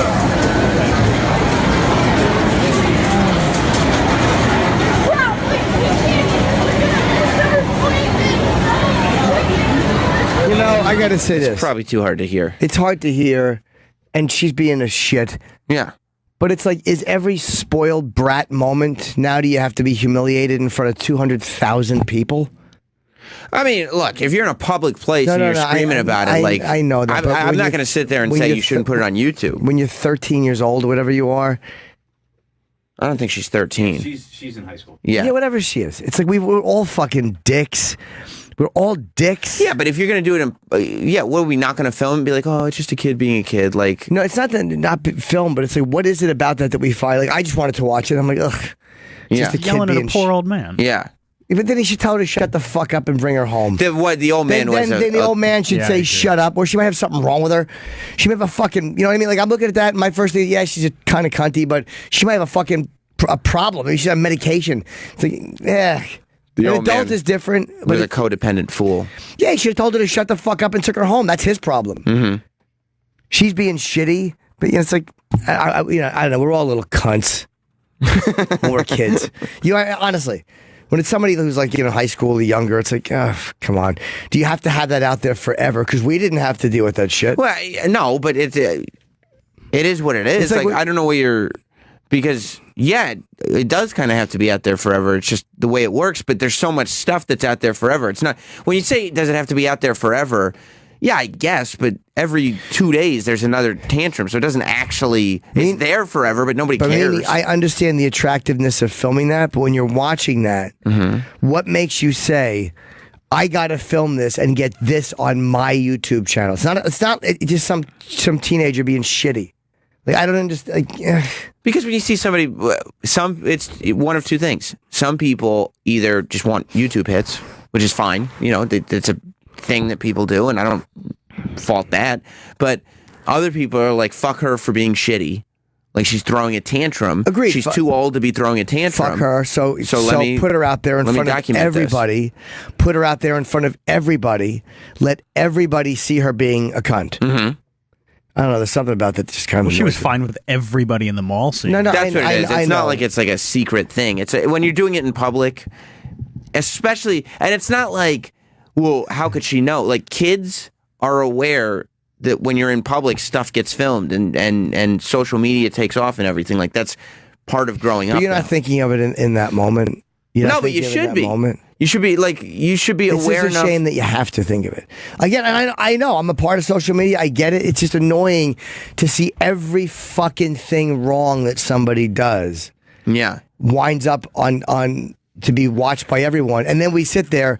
And it's almost like there's those dumb college students that they sang that nigger song on the bus. Didn't they get expelled? And then meanwhile, there's some college student that he punched a girl in the face. And he winds up getting fucking No, but He got picked up by Florida International. But you know what I mean, right? Yeah. In a fast food restaurant, he punched. She did push him first, but he Mixon, I think. Yeah. So it's like the penalties are kind of arbitrary. Yeah, but there's no penalty here. It's just no, but it's just some stupid. girl throwing a tantrum in the mall, and we're watching for the same reason why if you were at the mall and you saw this happening, you would watch it. Like, I would watch that. If I were in the mall and some girl was freaking out, I would watch it. But that's not profiting from it in any way. That's not getting hits for my... And I'm not saying I'm above that. I'm not saying I've never done that. But just watching it right now, it's annoying me. Again, I'm probably a hypocrite. I'm sure I've done shit. I've played audio of stuff. But just watching it right now, I'm like, ugh. But again, you could find a million instances where I played audio of stuff that was voyeuristic too. I mean, you have to, at some point, you have to be aware enough of your surroundings and know that maybe, and if this is what it takes for a person to learn not to throw fucking tantrums and treat your family members like less than humans in public, then so be it. But like, that's what I'm saying. Maybe there's something wrong with her. Like, you never know if someone's like, getting a little fucked up or personality. I don't know, man. It just annoyed me in that moment. Just because the way the guy's sitting there holding the phone down. I guess there could be, but we also did listen to retarded people singing "I Had the Time of Our Lives" like over and over again. There's definitely there was a reason that they didn't sing well. Yeah, understandable. Did you play Randy Travis doing something? Yeah, he fucking had a stroke. Yeah. Yes, again, I know I've played stuff that's inconsistent. In this moment, it's annoying me. Yeah. But whatever. You're feeling sensitive today. No, I don't feel sensitive. It's not making me sad. I'm just like, ugh. The guy just holding the phone, just annoyed me. But you're right. We did less to retarded people, so all right, fuck me. Would you be more okay with it if he was openly filming her? Like, because you're right, the way that he's filming. There is a thing about that he should be like... Yeah, just like when guys are fighting and everybody's holding up a phone yelling "World Star," you're very well aware you're on film. Yeah. There's a bit of a different thing. I don't feel bad for her because it's public and that's just the kind of the way it is. Like, you can't... When you're in public, when you're at a mall, when you're online, when you're surrounded by people... she was being allowed content. I'm not saying she wasn't. And there was no sort of thought of privacy there. And again, maybe she had something wrong with her. But I guess we did laugh at retarded people. So, and plus, at her age, I have no moral ground to stand on. She's lived her entire life in this everything's online world. Yeah. She doesn't have to think about it because it's just she knows in her. Right. In her. Yeah. Right. It's still one of those things that we just do to each other. Like, ooh, got ya. Ooh. Yeah, but we all had fun with the Mel Gibson tapes. Oh, did we? We got him. We got him good, didn't we? We got him good. I'll tell you what we didn't do, though. We did make fun of him Bill O'Reilly and his fucking loofahs or whatever he had. Absolutely. Well, that's just a transcript. But we did have fun with it. But we didn't go, okay, now I don't want him doing movies. Yeah, but no, I still enjoyed it. Yeah, it's true. That's not what's going on we here, did though. play the shit out of them. Yeah. I get it. Christian Bale. Yeah, I mean, I don't think that was on a movie set. That's a little different. You know what you're doing on a movie set. You know what she's doing at the mall. She's at the mall. Yeah, she's online. It's not even like she's in a private area of the mall. Than being with your job is there's cameras on you. There's actually cameras there. Right. Yeah, no, it is. We've exploited a million things like that. And camera operators, like they're sitting there operating the cameras. That's why they're there. That's their job. Did you see, by the way, we'll go to break so you can eat your breakfast? Yeah, she's a cunt fucker. Of course she is. See what happens when you get a little food in you? Yeah, but I'm not unreasonable. I listen. We should play something that was everywhere yesterday. Was MTV's thing. I'm sure you saw it. Everybody saw it. The New Year's resolution for white guys. No. You didn't see that? No. Oh, God. Okay, let's not say anything. Don't look it up, dude. Because then I want a fresh take. I want hot takes from Jim Norton, fresh and raw. So they have a New Year's Eve resolutions for white guys. Oh yeah, cool. Same from black guys or Latin guys or immigrants. I'm sure they do. So far they've just released the white guy one. They couldn't be such self-hating cowards that they would only do that. They couldn't. Well, we'll find out. I'll have Adrian do a little research to see if he can find... I bet you that there's more. Maybe it's like a daily thing leading up to New Year's. Okay. Yeah. Do we have any information on if they're doing one for today? No. Okay. And in your findings, have you found any of the other videos yet? No. Not yet? No. Okay. Are you giving me Jerry Lewis answers? Yeah. All right. We'll play that. We'll do a bunch of stuff. Busy Phillips is coming in today. She got a lot going on. Oh, because She's busy. I was going to say... Heard what I'll say? Yeah, no. Yeah. I heard what you said. We'll be back after this. Hey, welcome back. We're live. It's Jim Norton and Sam Roberts. Dan Rather coming to work today, too. Oh. Good for Dan Rather. At your age, why do you still do a radio show? Because I want to. Okay, all right. Yes. Don't forget you can follow us at Jim and Sam Show across all forms of social media, Twitter, Facebook, YouTube, Instagram, Snapchat, across the board. We're here live today. We're going to have Busy Phillips in. We're live tomorrow. Kat Timpf is coming in. And starting on Thursday, we'll be doing best of shows. And we're doing the top 25 moments of 2016. I thought it'd be kind of difficult. We've only been on the air for 3 months. Yeah, so we should just take the top 5 moments and play them 5 times each. We were able to compile a list of the top 25 things that have happened on the show. And it was actually, it's a pretty solid list. We've done a lot in 3 months. Really? Yeah. All right. Yeah, it's been good. And it'll be... I'm already annoyed. Countdown style over the course of many days. I'm already annoyed. Be watching. What are you annoyed about? This fucking cowardly MTV. Why? Oh, I'm sorry, Jim. Apparently, this is so... MTV, I don't... What could white guys possibly... Like, what a bunch of fucking cowards. Well, what's the tweet say? Hey, white guys, we came up for some New Year's resolutions for you. Oh, they messed up. Huh? Should it be we came up with some New Year's resolutions for you? Oh, we came up for some... Oh, I think you're missing the annoying part of the tweet. Yeah, I mean, what the fuck is up with MTV's grammar? Am I right?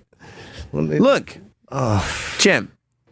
So this is so white guy of you. Like, of course, no room for self-improvement on you, right? Just perfect.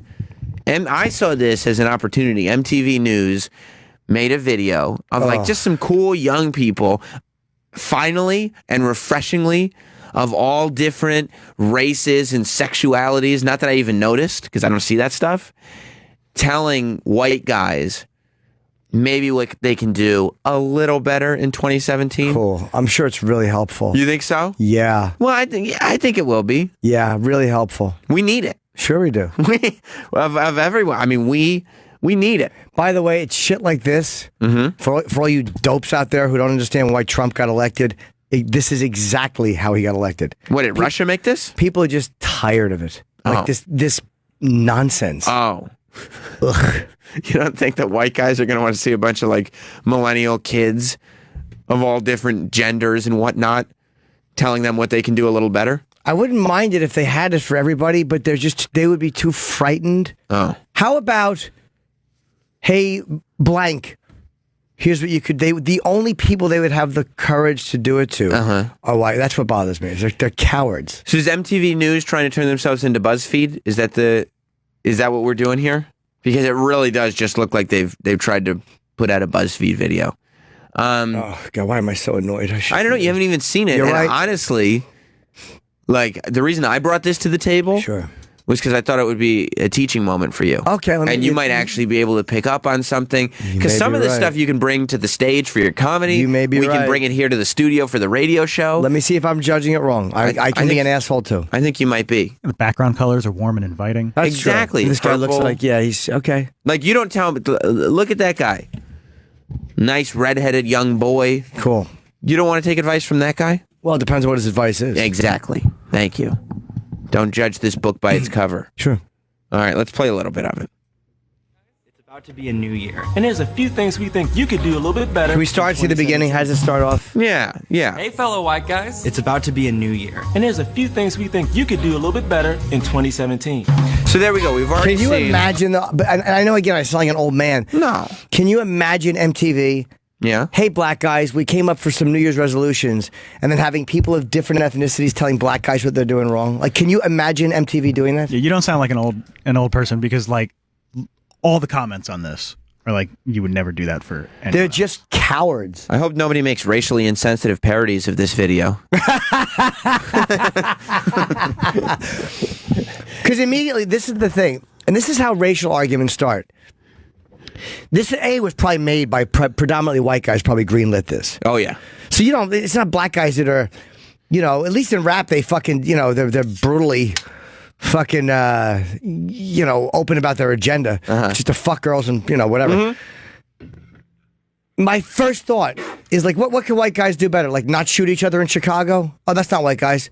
Like immediately, Jim, whoa, this is not that kind of show. You just crossed the line, bro. This isn't even black guys doing this. But immediately, that's your response. It's a defensive response. So you immediately look at what other people are doing, and say now all of a sudden you're in a racial argument, and this is greenlit by white people. Dude, when I agreed to do this show with you, it's because I thought you were woke. But you understand what I mean. Of course, that's I understand what you That's mean. immediately the response, and I try not. That's what I try not to have. Is that fucking immediate? Because it's not like some guy in Chicago is saying it to me with a gun in his waistband. This is just some dopey millennial. And it starts like so perfectly. It starts with a white guy saying, "Hey, fellow white guys." Yeah. Then it's a chubby Hispanic guy. Then it's a friendly black guy, and they're all just letting it like, let's all come together because hey, if we're being honest, you white guys do this. Yeah, let's hear more. First off, try to recognize that America was never great for anyone who wasn't a white guy. Can we all just agree that Black Lives Matter isn't the opposite of All Lives Matter? Black lives just matter. There's no need to overcomplicate it. Also, Blue Lives Matter isn't a thing. Cops weren't born with blue skin, right? This is so, like, you know how much more damaging, like you were talking before the break about the girl who was like secretly recorded throwing a tantrum in the mall. Yeah. This is going to be a lot more embarrassing and damaging for everybody associated with this video so far. I don't know. America was never great if you weren't a white man. I didn't.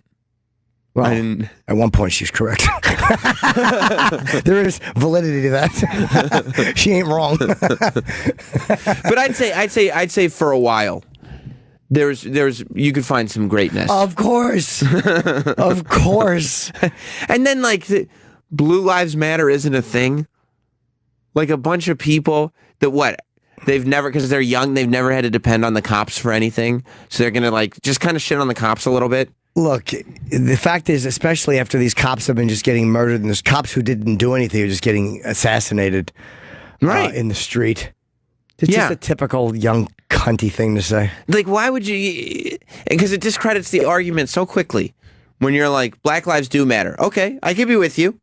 And blue lives, that's not matter. That's not a thing. It's like, why wouldn't you just say that Black Lives Matter is a thing? All lives do matter, but Black Lives Matter is its own thing. Okay, that's fine. That's an argument we can kind of have the conversation with, and it can be okay. What I just hate is the fact that they think they're being brave. Yeah, they're not. They're complete cowards. And they're complete cowards because they think that they're just talking, because they live in their bubbles.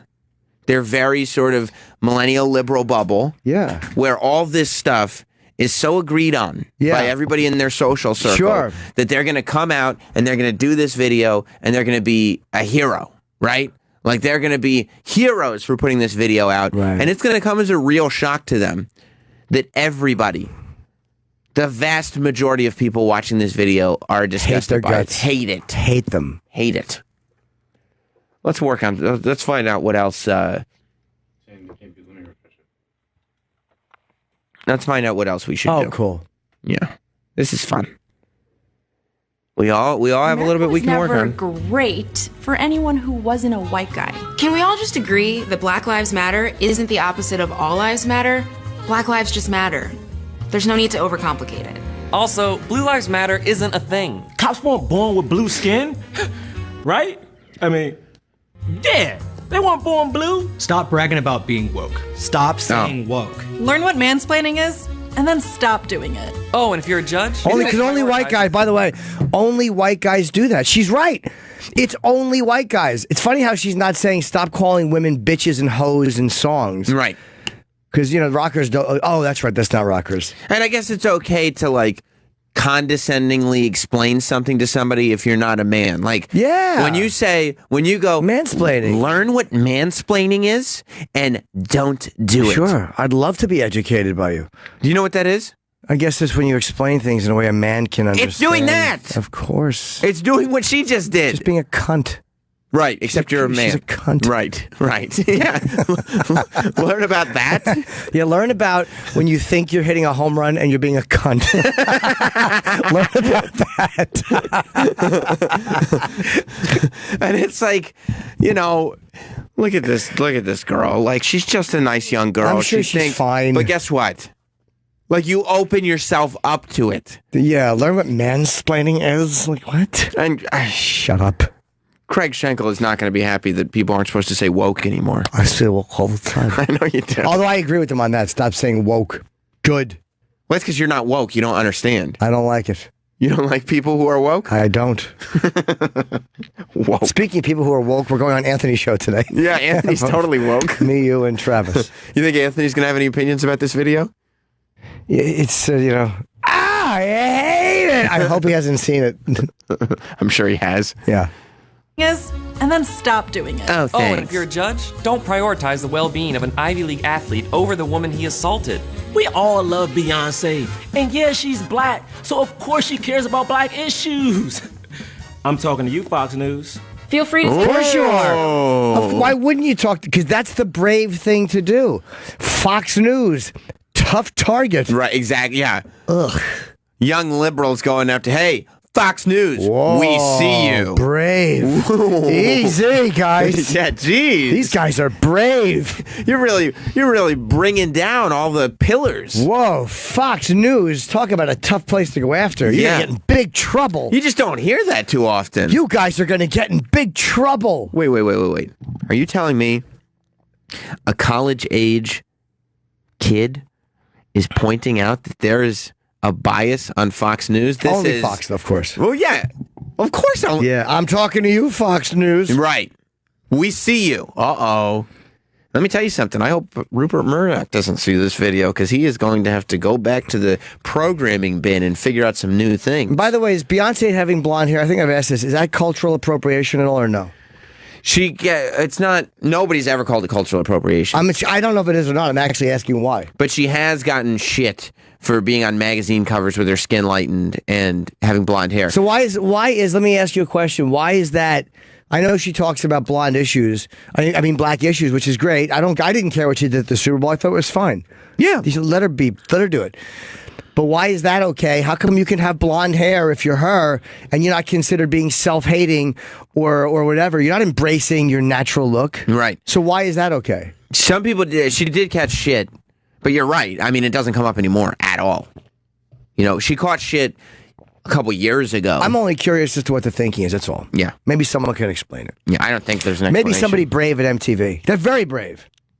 Very brave. Well, of course they are. Very brave. They're taking down these people. I mean, Fox News is controlling everything. Absolutely. To get out an online video where I'm talking to you, Fox News. Oh, I know. This kid's good. He is. I like, because you know what? He does it with humor, and so it makes it a little digestible. Because it's one of those things where, like, you laugh at it, and then you go like this. Ooh, Buddy's right. This kid's good. Buddy's right. This kid's good. You go like this. You think to yourself, why is that so funny? Oh, because it's true. And that's where the real lesson comes in. You know Absolutely. what I mean?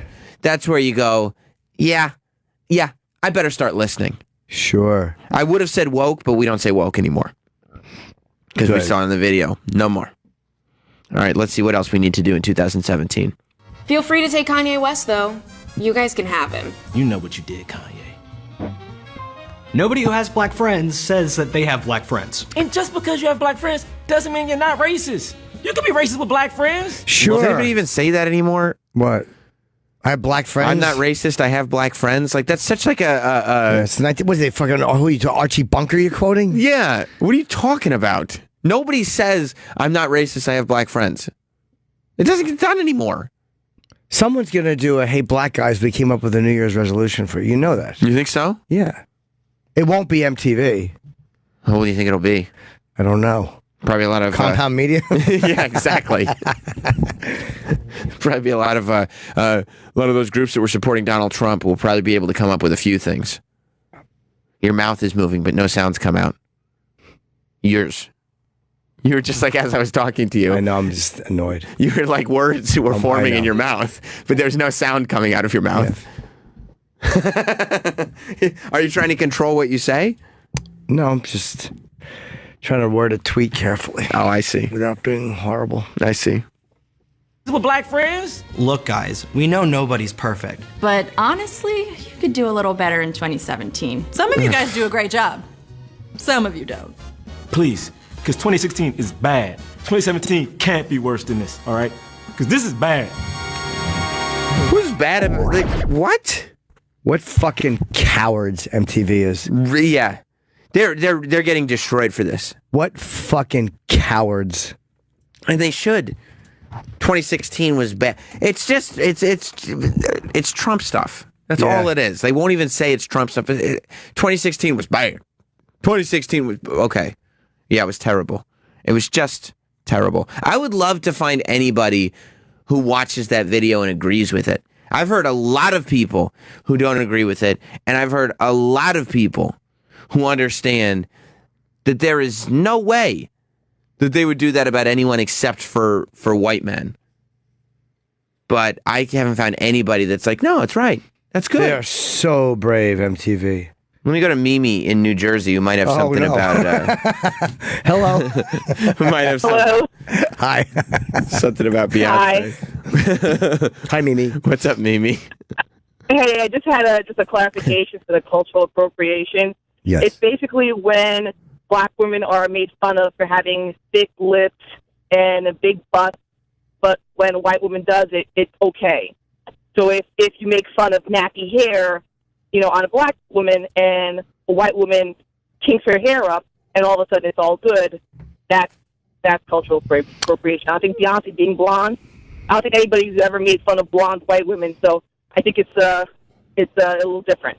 But okay, so you're saying that what constitutes cultural appropriation is only if it's been made fun of, because literally you get in trouble for if you're trying to dress up like a black celebrity and you use blackface or whatever, even if you're not mocking the person, it's somebody you admire, it's cultural appropriation. If you wear a Native American outfit and it's not done to be mocking, it's because you like them or you admire them, it's cultural appropriation. The term is thrown around so much.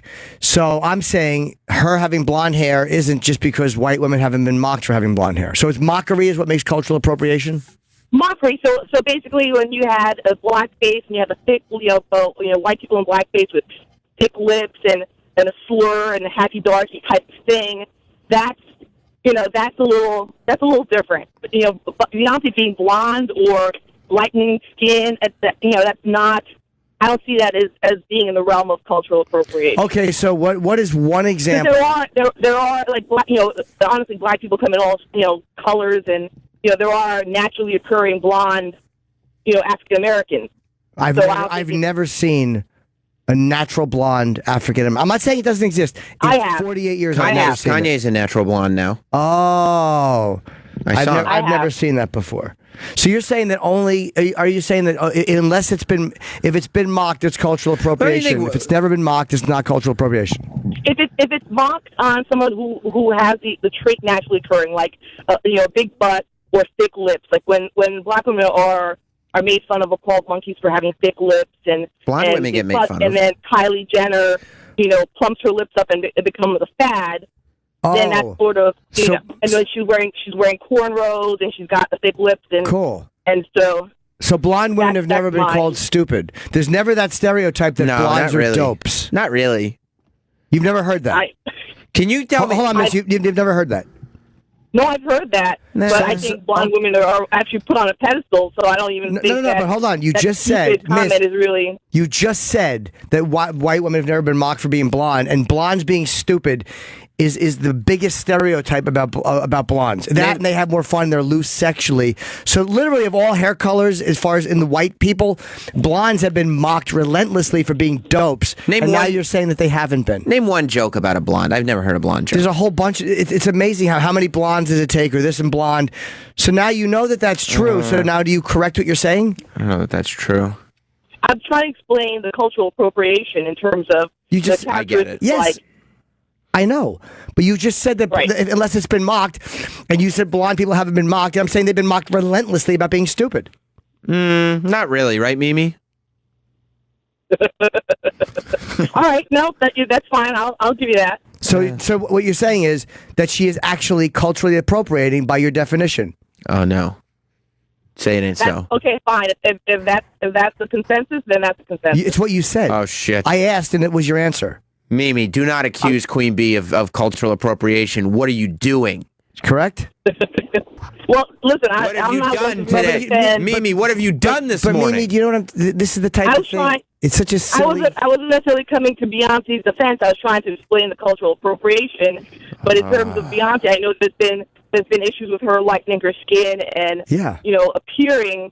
appearing to be a little more Anglo. So why isn't she being accused of it? Like, meaning, I don't have anything against Beyonce, but it's like when you hear these terms and it's only used, why do people do it? It's like it gets a little boring after a while, especially when someone like her is doing that, and people for some reason don't want to admit that it does go both ways. I'm pretty sure she gets enough crap from African Americans for the same thing. Yeah, but she doesn't get crap It's not like it's going undetected and unpunished. No, but white people love to seem to throw around cultural appropriation, and they just don't seem to ever want to accuse anybody not white. I'm not saying black people are cowards; they're not. White people are cowards. Thank you, Mimi. Bye, Mimi. Did you see? This is the MTV News Board of Directors, Jim. Doug, I like Doug. What's he doing? Have you? No. What do you see that's in? Oh, that's a great point. What do you see that's in common about all of them? Yeah, wow, fucking. A lot of white folks. Is that them? Yeah, it says awesome. All white. There we are. We're looking at photos of 1, 2, 3, 4, 5, 6, 7, 8. 8 members of the MTV News Board of Directors. How many black people are on it? 0 out of 8. 0 out of 8. 0 out of 8. And how many are white guys? Let's see, at least 1, 2, 3. Is that guy in the middle? White guy is yes. No, I know Doug. He actually like him. That guy. Yes. Yeah. This guy, no. I don't think so. Because his last name. Boy, not a lot of people of color on that list. And there's another white guy. Yeah, that's a white guy. Another white guy. Wow. Not a lot of people of color on the MTV Board of Directors. Well, that's okay. Wow. Yeah, but still, it's not about what color you are. It's about your level of wokeness. Oh, it's so fucking great. You don't have to. You can be white and woke and realize what's going on. You know what I mean? And I think that's who the MTV Board of Directors are. You're probably right. Just people who get it. Like Mimi did. She gets it. Let's go to Greg in Pittsburgh. Greg, welcome to Jim Norton and Sam Roberts.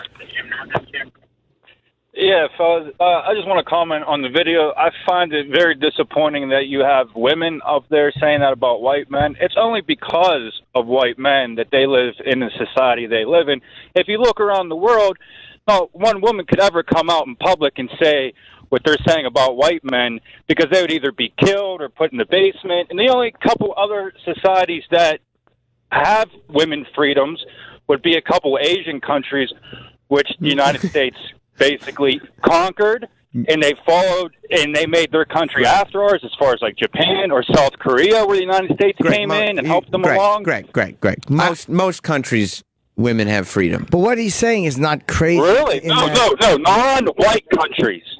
Some do, some don't. Tell me non-white countries. You also can't credit white men can't be like, hey, don't say that about us because we allow you to have freedom. No, but that's the point. Immediately, it gets you to respond defensively because they're saying something. But he's not crazy to say that. It's almost like they're cowards for not mentioning other cultures. That's what makes them such cowards. Like they wouldn't come out and say, "Hey, Islam, how about that? Hey, Muslims, here's what you can do a little better next year." Like I don't know, because they're pretty perfect, so I can't think of anything. But do you know what I mean? They would add to that video. If they had a bunch of these, where they had hey, say the 10 major groups of people. Yeah, but if they did ones that weren't for white men, it'd be racist. But that's the point. Yeah, and you don't want to be racist. That's a good point. You know, but if they had 10 of them, and then you started picking out one, then you'd be kind of a baby about it. But they don't do that, right? And that's why there's such. It's just the one. It's like because they don't want to do anything racist, so they just do this one, just about the white. They're just not brave people. They're not. And by brave, I don't mean you're going to go out and insult people, but just And this don't take the one easy view. Oh, white guys, yawn. They had no idea how poorly this would go for them really either. Didn't. They did not think this would become a fight that they would have to endure. I'm surprised the thing is still Board up. Of Directors. How many white people there are on the board of directors? Lots of people of color on the board of directors. I'm surprised it's still the video's even still up. If you're gonna make a statement like this, I don't know if MTV cares. To be honest, they don't seem to be. They're not. Once the outfit, they're not afraid of being controversial. They didn't pull Jersey Shore when it was getting a lot of shit. So I do kind of admire them for that. But yeah, I guess. But like the Jersey Shore controversy was like a fake network news controversy. It wasn't like real. Like people give them a lot of shit. Italians give them a lot of shit. I mean, Italians. Not like this though. You know, this is gone. This is negatively viral, and it's going very, very quickly. Cool. Nick in Jersey, what's up, buddy? Good morning. Morning. So, in case you're interested, there's a gold mine of videos just like this that MTV's put out previously. Basically, BuzzFeed videos. There's also, I don't know, Jim, I don't know if you're familiar with Francesca Ramsey. You ever met her in person? But I don't know. She has a whole series of videos that are not quite this bad, but basically around the same line. And if you ever want to check them out, you could probably get a week's worth of material out of it. I'll tell you this. After watching this video, I'm going to be saying woke a lot. Yeah. But MTV kind of wants the hits. I don't know if they're afraid of this controversy. They may actually leave it up even though they're catching a ton of shit. I don't think they'll take it down. Probably at this point, probably not. It's been up long enough, but they are really setting up the kids on this video for fucking disaster. To look like dope. Oh, they really just puppeteered them. Because you're right, the executives there, the people that are in charge of the business of MTV News, I'm sure they don't care. They don't mind some controversy. They don't mind some people clicking through. They don't like their pictures being out there. That's one thing they don't want. The board, absolutely. Wow, looks like real people of color. Yeah, real fucking real diverse group you got there. Yeah, they don't want that. Fucking white people, shut up. They liked the idea of finding these kids that were like, yeah, we just want to be famous. We want to get our faces out there. We want to do these videos. Yeah, and now they're going to fucking destroy them. But the annoying thing is, though, like, that's why I try to catch myself. Because my first response is, yeah, but look at all the shit black people. But it's like, this isn't like fucking 50 Cent put this out. No. This is fucking a bunch of white guys going, yeah, that sounds great. They approved. Some young guy probably came up with it. Yeah. And they're like, yeah, it's great. Go ahead. But they wouldn't have approved it if it was something else. I bet somebody did. Somebody in the meeting. I doubt they said it. It's probably someone. Somebody in the meeting probably goes like, should we do one for like Hispanic people and black people too? And it's just silent. You could hear a pin drop and everybody's just look at them going, are you fucking serious with that shit, bro? Are you serious right now? No, we're not going to do that. That's racist. That's terrible. No, we're not going to do that. Anyway, as we were, let's get back to the production on this video. It really is amazing. That was the end of the video. That was the end? Yeah. That was really good. Yeah. Are you going to take any of the ideas to heart? All of them. You are? No. Hey, can we put this? Can we mock this? Put this in the Jerry Lewis audio together and see how it comes out. Can Jerry Lewis answer these kids? Yeah. No. That'd be a fun production piece. Yeah, I think it'd be fun.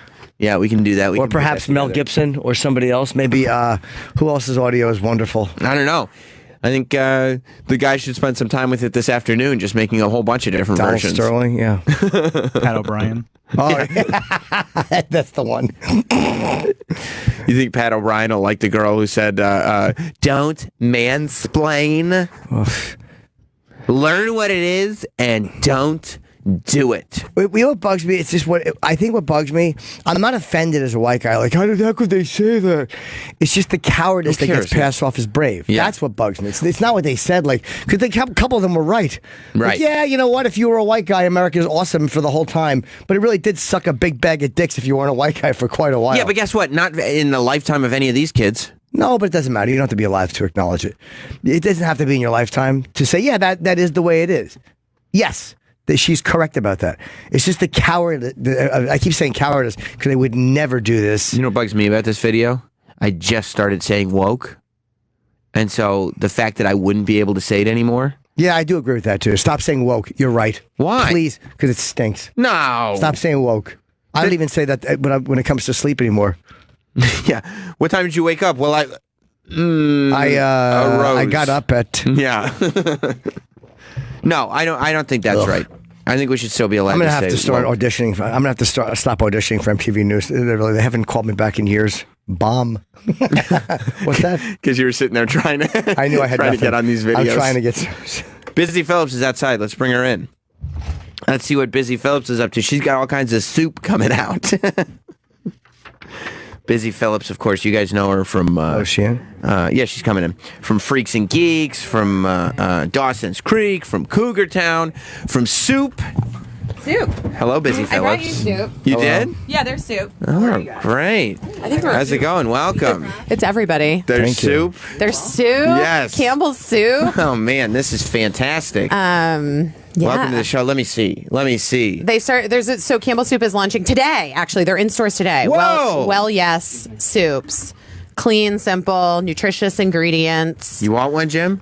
Things Yes. What do you want? The Italian vegetable with farro soup, or the roasted chicken with wild rice soup? Probably the chicken. Yeah. Okay, Just don't throw it. D-Bag, give him the chicken. Don't throw the can. No, they're not meant for that. Thank you for the soup. You're so welcome. How did you get involved in soups? They asked They me, did. yeah, but I You said, "Hey, Busy truthfully- Phillips, you like soup?" Yeah, and by the way, you know what the answer is? What? I love soup. You do? Yeah, I'm like Oh, a big wow. soup eater. In high school, I was voted boy most likely to eat soup. Jim was that guy. Jim was the kid who walked around high school just kind of smelling of hot soup all the time. Oh, the kid that Yes. smells like soup. Yeah, that was Jim. Yeah. Tomato soup. It's Yes. always tomato soup. Yes, well, I spilled it on my lap once. Oh, Jim. Oh, no. Oh boy. Oh boy. But you're a big soup fan? I love it. And so I'm Campbell's goes, "Hey, Busy." Yeah, they're like, "Will you help us launch our Well Yes soups?" And Yeah. I said, "Well, yes, I will." That's fantastic. Yeah, they also, I mean, they're having, along with the soups, they're doing a campaign that's for the new year, as opposed to making like big lofty New Year's resolutions, to do smaller changes in your life that, can have a big impact in making your life more awesome, like taking the pressure off of the idea that you have to be perfect and have these big New Year's resolutions. So like, just Have you turned down products? They must have offered you not the soup, but other things that's like, yeah, but you're like, I don't go with that. a little bit, yeah. Mhm. Yeah. What kind of product do you not want to endorse? I mean, the thing about, I don't want to say anything because, if somebody offered me like $1 million, I don't know. I like the honesty of that. Yeah, You it's should. true. Guys, I have 2 kids. They're in private school. I gotta Yeah. I gotta make the money. That is good. Have you seen Kevin Hart in his underwear now on his Instagram? He's No. selling underwear on Instagram now. Did You you- got to. I don't blame him. He's packing 11. Okay, guys. I don't know. He is. Jim knows him from comedy, so he knows it I to be a know fact. Kevin guest starred on a short-lived UPN sitcom that I was the star of Called? many years ago called Love, Inc. What was it about? It was Holly Robinson Pete and I played matchmakers in New York City, but our own love lives were a mess. Oh my And- God! It was Who would have thought? This was like 12 years ago. Her husband's a football player, right? Rodney Peete? Rodney So, Peete. yeah. Yeah. And Kevin was like just starting kind of in his career. He was like very somewhat well-known stand-up, but not very much. I mean, he came and did like a guest star, like How many series have you done? Because you've done 1 million. Yeah, I've been on 1 million television shows. You've done like 3 or 4 that are like fairly iconic. Yes, like that's true. But I feel like to get like 3 or 4, because most people don't have that. To get like 3 or 4 iconic series under your belt, you probably need a whole bunch of Love Incs, right? Yeah, no. I mean, yes and no. I've also just been, I don't know, lucky or whatever. I mean, so Freaks and Geeks was my first show. And then from there, I got Dawson's Creek. And I was added to the cast for the last 2 seasons of that show. And then after that, I did some failed pilots. I did a pilot that didn't get picked up with Macaulay Culkin where we played twin brother and sister. That's amazing. I know, guys. I really think it was ahead of its time. I think it would have been awesome. You could probably do it now because there's so much like retro Macaulay Yeah. Culkin fandom. He was, by the way, I knew him a little bit. We worked together for a couple weeks, but he was rad. Like, He was great? Yeah. Like a very cool dude and down to earth and awesome. I had a really great time with him. And then, and then Cougar. Oh, and then I was on ER and then Love Inc. and then Cougar Town. And now Vice Principals. So with the ones that are short-lived, why was Love Inc. short-lived? I've never heard of it, but I want to know why. No, I didn't see it. I don't know. Well, UPN ceased to become a network. That was the same year. They're like, we're pulling the plug. You're like, on the show? No, the on network. the network. There's going to be no more. Killed the network. Yeah, there's going to be no more 9 on channels. Yeah, so I think that was part of the deal with Love Inc. That's a bummer. It was a bummer. How many episodes? I think it was 21 or something like that, a full season. But I have the craziest thing about Love Inc. Yeah. Years ago, so right when the show was on, I was at a party with my best friend Michelle Williams, who was on Dawson's Creek. I was on Dawson's Creek with, and I was at a party. She was in Brokeback Mountain, and Quentin Tarantino came up to me, like beelined for us, and he told me that Love Inc. was currently his favorite show. And I was like, "No, you're fucking with me. Like that's not true." And he knew like plot points. He knew like the storyline. He was like, no, I genuinely love the show and I watch it. And so you're like, you didn't love it enough to make me one of the Hateful Eight. You know what I mean? Like, I know. I was so close. He's a bizarre guy. He's a bit of a bizarre. Were you ever barefoot in that? I was not. Okay, because he tends to like. He likes feet. Really? Yeah. Oh, okay. Tarantino, yeah. Okay. He's a big foot lover. Right. If he ever writes a scene for you in a movie and there's feet in it, just know that he wrote a little something for himself. That's fine. Yeah, it's a murder mystery, but you're on the beach. I auditioned for him one time for a movie, and which movie was it? It was the Death Proof movie. Oh yeah, that was great. Yeah, I liked that one. But all the girls had the directive for the audition to wear jean cutoff shorts and flip flops. Oh yeah, yeah. That of was course. Q is back at it again. That was like in the thing, like must wear jean cutoff shorts and flip flops. I was like, okay, well, yeah. How'd your audition go? You didn't get it. Was it good? Yeah, it was great. He reads all the parts with you. Is it just you and him in the room? No, the casting director is there too. Okay. Yeah. So at least it's fun to read with Tarantino. Yeah, it was awesome. It was like a dream. It was so fun. Yeah. Do you panic at all? Like after, so you do Freaks and Geeks, and it gets canceled. Yeah. But at least it's like kind of even then known as like a good show. Like the industry knows it as a good show. But not. This is like the one thing that I have to say. It was on all those lists, like best of 1999 or whatever. Right. But industry wise, it like did nothing for us. Like I wasn't really. Yeah. No. Not for years. So you didn't feel like, because you didn't get Dawson's Creek after that, but you don't feel like, okay, well, I just did this great TV show, so I'm going to do another one. You're like, that one didn't work. It was one season and then it didn't click. Right. I mean, I think that, there at that time too, like in 99, there were tons of actors my age who were on all different kinds of teen shows, and a lot of them aren't working anymore. You know, like it's not easy to continue to like barrel on. And the Freaks and Geeks thing buys me a lot of cred now, but for the first like 4 years, nobody even knew what it was. Wow. It wasn't until like Judd really motivated to get it released on DVD, and once he did, he put that whole thing together, and then once he did that, I remember that was so tough because of the music, right? It was tough because of the music, and I don't really know all that went into it, but I know that he worked really hard and like spent kind of like his own money and stuff getting it so that the DVDs could be released, and of course now with streaming, I literally have had people. This happened to me 3 weeks ago. Someone coming up to me in the airport and they're like, I just finished Freaks and Geeks on Netflix. So like, what was that show like 4 or 5 years ago? When did you do that? I'm like, that was 17 years ago. I was a baby. That's got to feel good for you though. Yeah, it feels all right. What do you think happens? You don't mind it. What do you think happens to people who get screwed up? There's so many, like you see, people don't go from being teenagers to being adult stars. It's just too easy to get high when you're young and they fuck up. I don't know. I didn't fall into that, so I don't know. But you've seen enough of them, right? I think it's hard to work in this industry. I think it's like really defeating. And if you don't have your shit together, you don't have like a strong family or friends or I don't know, stand-ups it's hard for stand-ups too. Yeah, but we have a different shelf life because no one cares what we look like.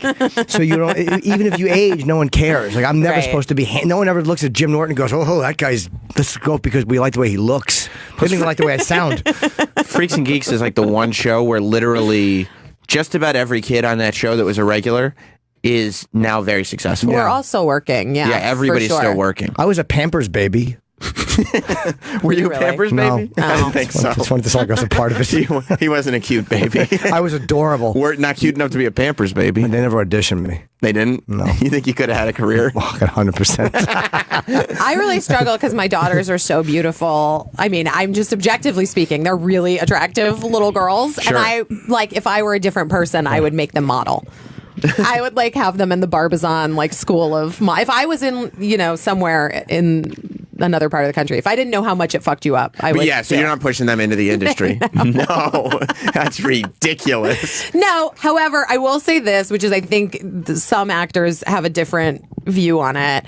If my children express a desire for it as an adult, like of course I'm going to encourage them because somebody gave me that benefit. My parents encouraged me and were like, yeah, you should follow your dreams, you should go for it. How old would they have to be before you went like, all right, you can decide to? I mean, I like my parents always, their rule was always that I could do community theater and I could, as long as my grades were good, I could, try. I did like 2 commercials in high school locally in Arizona. For what were they for? I did an anti-smoking commercial. Cool. That ran all the time, and it was pretty cool that I was in it. You saved lives too. I mean, that's what really counts. Yeah, but then there was a big scandal because I was seen smoking a cigarette when I was 17, and the Arizona Republic wrote a thing about it. You can't go back to Arizona now. No, I think it's okay. I think enough time's passed. Okay, cool. Also, I don't smoke, so. Well, Travis did a big campaign too about drunk driving, right? This isn't about me. Let's talk about but you. I want to know. Yeah, he did one. He actually won an award for it. He won an award. Yeah. And when he was in college, do you have the? Did you directed it? No, my father is a radio legend. Ran a radio station, and instead of paying kid actors, he would just bring me in to read stuff. So I read some poem about dying in a car crash. Do we have the audio? Probably look it up in the computer. Oh my god, I would love it. Yeah, no, she's you want to hear it, right? It was a case. I would love it. You would love it. Yeah, he was very good. I want Busy to have a good time. So Just for a Travis, second. look. We don't listen to the whole thing. Just a couple of seconds of it. Yeah, look it up. You gotta let me look for it. Okay, yeah, look for it under B for Blech. Yeah. Travis had his radio chops early. So when you got caught smoking, did you feel like your little career was over? Like, oh shit, I wrecked it. No, I kind of didn't care. Oh, you didn't care? Okay. I kind of didn't care. And so then I went to college. I went to Loyola Marymount University in Los Angeles. And while I was in college, I got an agent. And then I got Freaks and Geeks and I left school when I was a sophomore. Do you think people assume, like this guy like Jack Gleason from Game of Thrones, and there's somebody else that just did it too, where they said, I'm going to leave acting and go back to college. I'm like, what are you doing? Yeah, but James Franco did that. He left acting? Did he leave or did he kind of just go to college and act? Well, I mean, I think in order to get all those degrees, you kind of have to take some time off. Like you know what's great about James Franco? Like I saw his SNL documentary, which was really good. Oh, I didn't watch it. Yeah, it's on Hulu. It's awesome. So like he did SNL, and then he was in one of his college classes, and the college assignment was to hang out with somebody that you know and do a documentary about what they do. So, of course, like, all the other kids in his class are just college kids, and he does it with, like, Bill Hader or somebody from SNL, and does this amazing, like, Hollywood thing where he like gets to go scenes, cool. a full week behind the scenes and the writer's room and blah, blah, blah. And I'm That's like, awesome. The movie's awesome, but I can't imagine being in that class. I'm like, what the fuck? Yeah, This like I isn't got to fair. compete with this guy. Yeah. I mean, how come you guys didn't get along? Franco and I at the time, because we were kids and we just had clashing personality types, I think. And, I'm a really strong girl. I was a really strong girl. And I feel like, I don't know, I feel like I just was very quick to anger. Not get along with people? Do you think it was your fault or his? No, I think it was a combination of like a clash of personalities. But, we became friends like 3 years after the show. Like, it just, sometimes it's hard when you're, I don't know. I'd be so 19. afraid to not get along with anybody on a television or movie set. And the thing is that no one likes you. That's the amazing part. Isn't that incredible? I'd be so afraid to not get along with people because I'd be afraid that like I'd be like thrown off the set or they'd pick the other guy's side or whatever it is.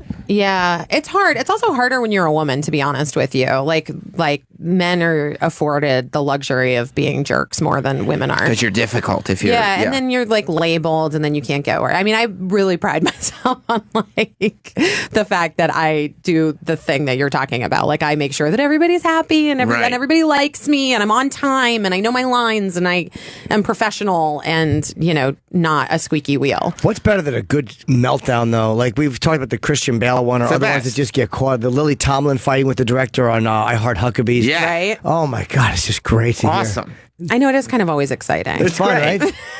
Has there ever been, you don't have to mention any names, but have there been meltdowns on sets that you've been on or not really? I mean, not really. There's the thing that Jim was talking about that that has been talked about before, which was that Franco and I had like a fight on set, which was crazy. But we were also kids, so and it's thank God it was before the time that we live in now.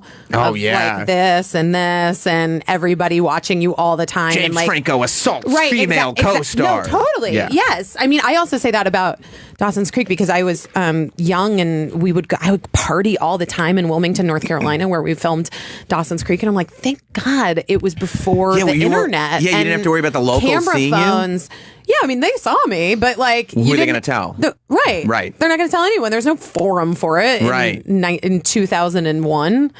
Right. You know what I mean? And so you're afforded this luxury of like, you can like go be young. Up. Yeah, and be young. And I think actually that's part of the problem now, too, with like teen stars is this like, they're always like being watched by everyone and people have cameras on them at all time. You never have an opportunity to just like... be a kid. I felt a little bad for Justin Bieber. Only at certain moments where it's like, he's just doing a douchey teenage thing that everybody does. I mean, I didn't feel bad for him, like, because he's being humiliated. But I'm like, it's just something that'll pass. He's not that. Yeah, but the things that like you did. I just love his music. I know you're just a fan at the end. I'm a believer of the day. for other reasons. I just think he's dynamite.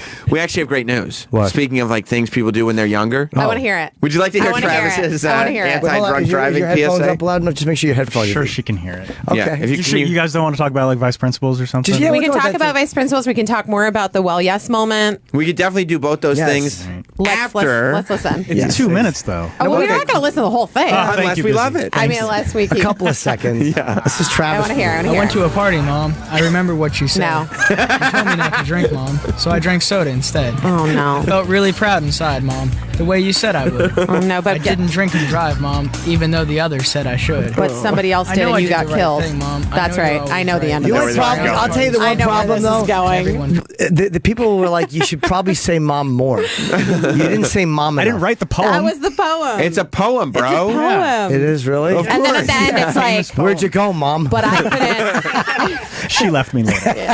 Travis's mom in real life left him, so that's like a little reality we mix in for fun. Yeah, I'm over it. Yeah, she doesn't...